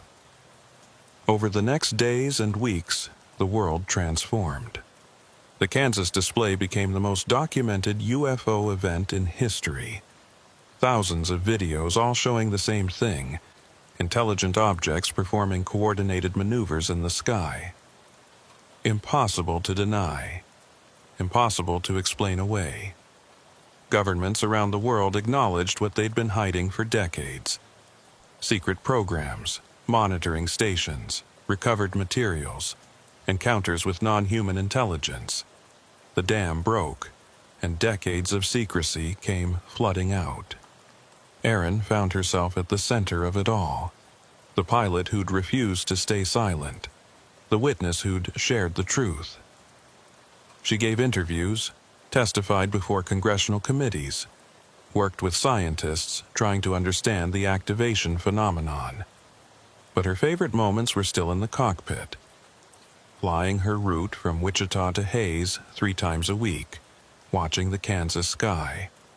Because the observers were still there. Not as obviously as during the display, but present. Visible to those who'd been activated. Visible to those who knew how to look. And Aaron was learning to communicate back. It started with simple awareness, knowing when they were near, feeling their attention. But gradually, it evolved. She found she could broadcast, project, send out thoughts or intentions, and receive responses. Not words, not language, but understanding, connection. She wasn't alone in this. Other activated individuals reported similar abilities. They formed networks, shared experiences, tried to make sense of what was happening to them. One night, 6 months after her initial encounter, Erin was flying her usual route when she felt a familiar presence. One of the observers, the same one from that first night. She was certain of it somehow. She sent out a thought. Why me? Why was I chosen? The response came not as words, but as pure understanding flooding into her mind. You were willing to see, willing to acknowledge, willing to change. Not everyone is. What do you want from us? Evolution, growth, partnership. You are not alone in the universe. You never were. But you isolated yourselves through fear and denial. We've been waiting for you to be ready. Ready for what? To join, to expand, to become more than you are. The presence faded, but the understanding remained. Erin flew on through the night, processing what she'd learned. We were being invited, not invaded, not threatened. Invited to something larger. To expand our understanding, our capabilities, our place in the cosmos. And it had started here above the Kansas prairie, with one pilot who'd refused to look away when impossible lights appeared in her flight path. Aaron landed at Hayes and found Tommy waiting as always. But this time he had someone with him, a young woman, maybe 25, with bright eyes and a pilot's jacket. Aaron, this is Sarah Mitchell. She had an encounter last week, same as yours. She's been activated. Aaron shook Sarah's hand and saw recognition in her eyes. Another person carrying that same awareness, that same connection. I don't understand what's happening to me, Sarah said. I keep feeling them, knowing things I shouldn't know, seeing patterns everywhere. I know, Aaron said. We all do, but it gets easier, and you're not alone. They talked for hours that night. 3 pilots, 3 witnesses, 3 people activated by something beyond human understanding. They shared experiences, compared notes, tried to make sense of it all. And as they talked, Aaron realized something profound. This was how it would spread. Not through government announcements or scientific papers, but through human connection, through witnesses helping witnesses, through people like her, helping people like Sarah understand what they'd become. The activation was contagious, not biologically, but through exposure, through openness, through willingness to acknowledge what others denied. More people were changing every day. More people were seeing. More people were understanding. Humanity was evolving.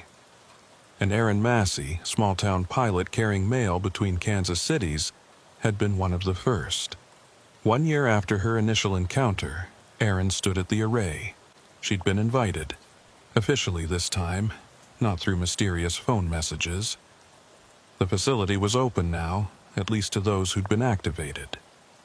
A research center, a meeting place, a bridge between human and other. She looked up at that massive dish antenna, now openly tracking the observers as they moved through the sky.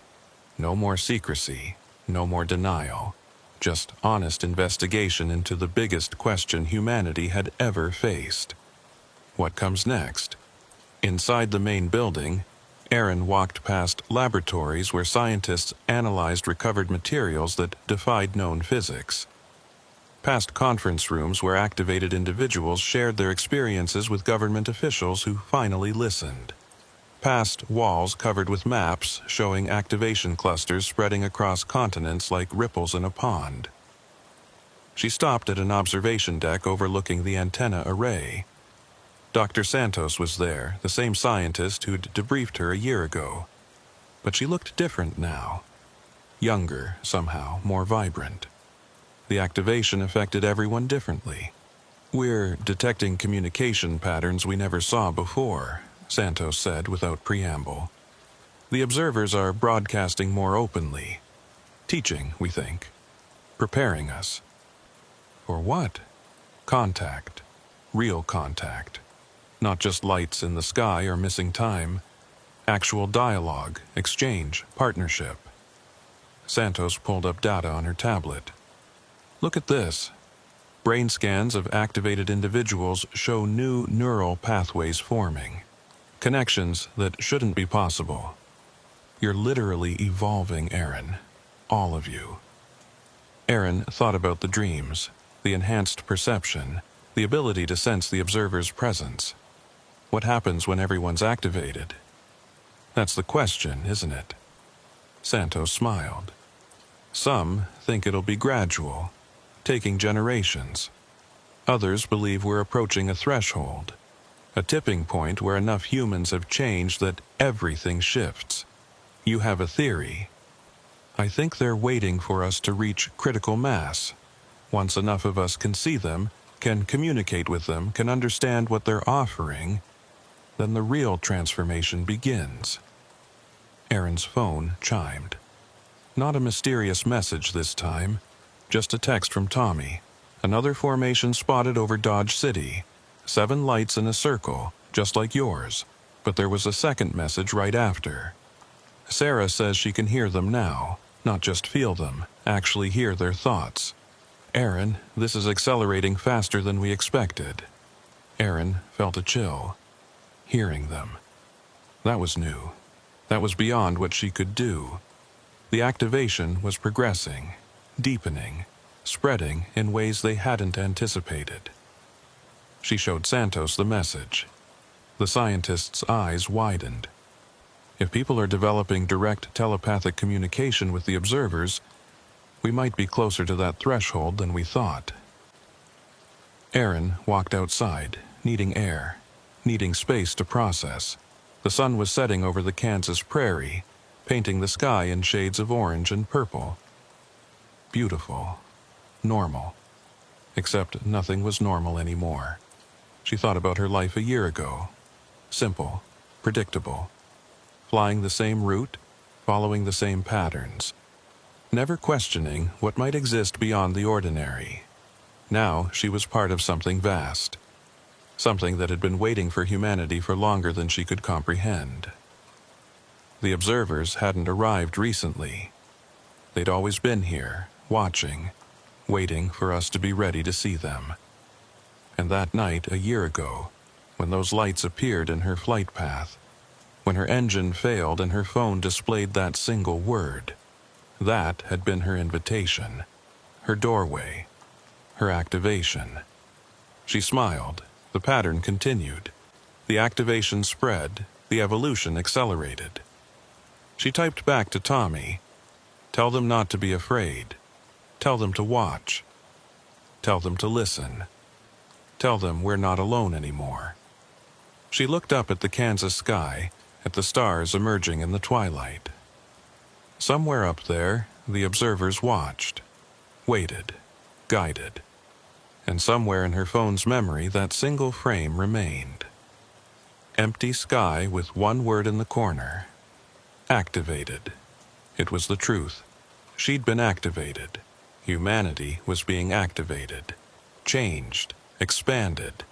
Prepared for something vast and strange and wonderful. The route had stopped in the Kansas sky that night a year ago. Stopped and shown Aaron Massey something impossible. But it hadn't been an ending. It had been a beginning. And the journey was just starting.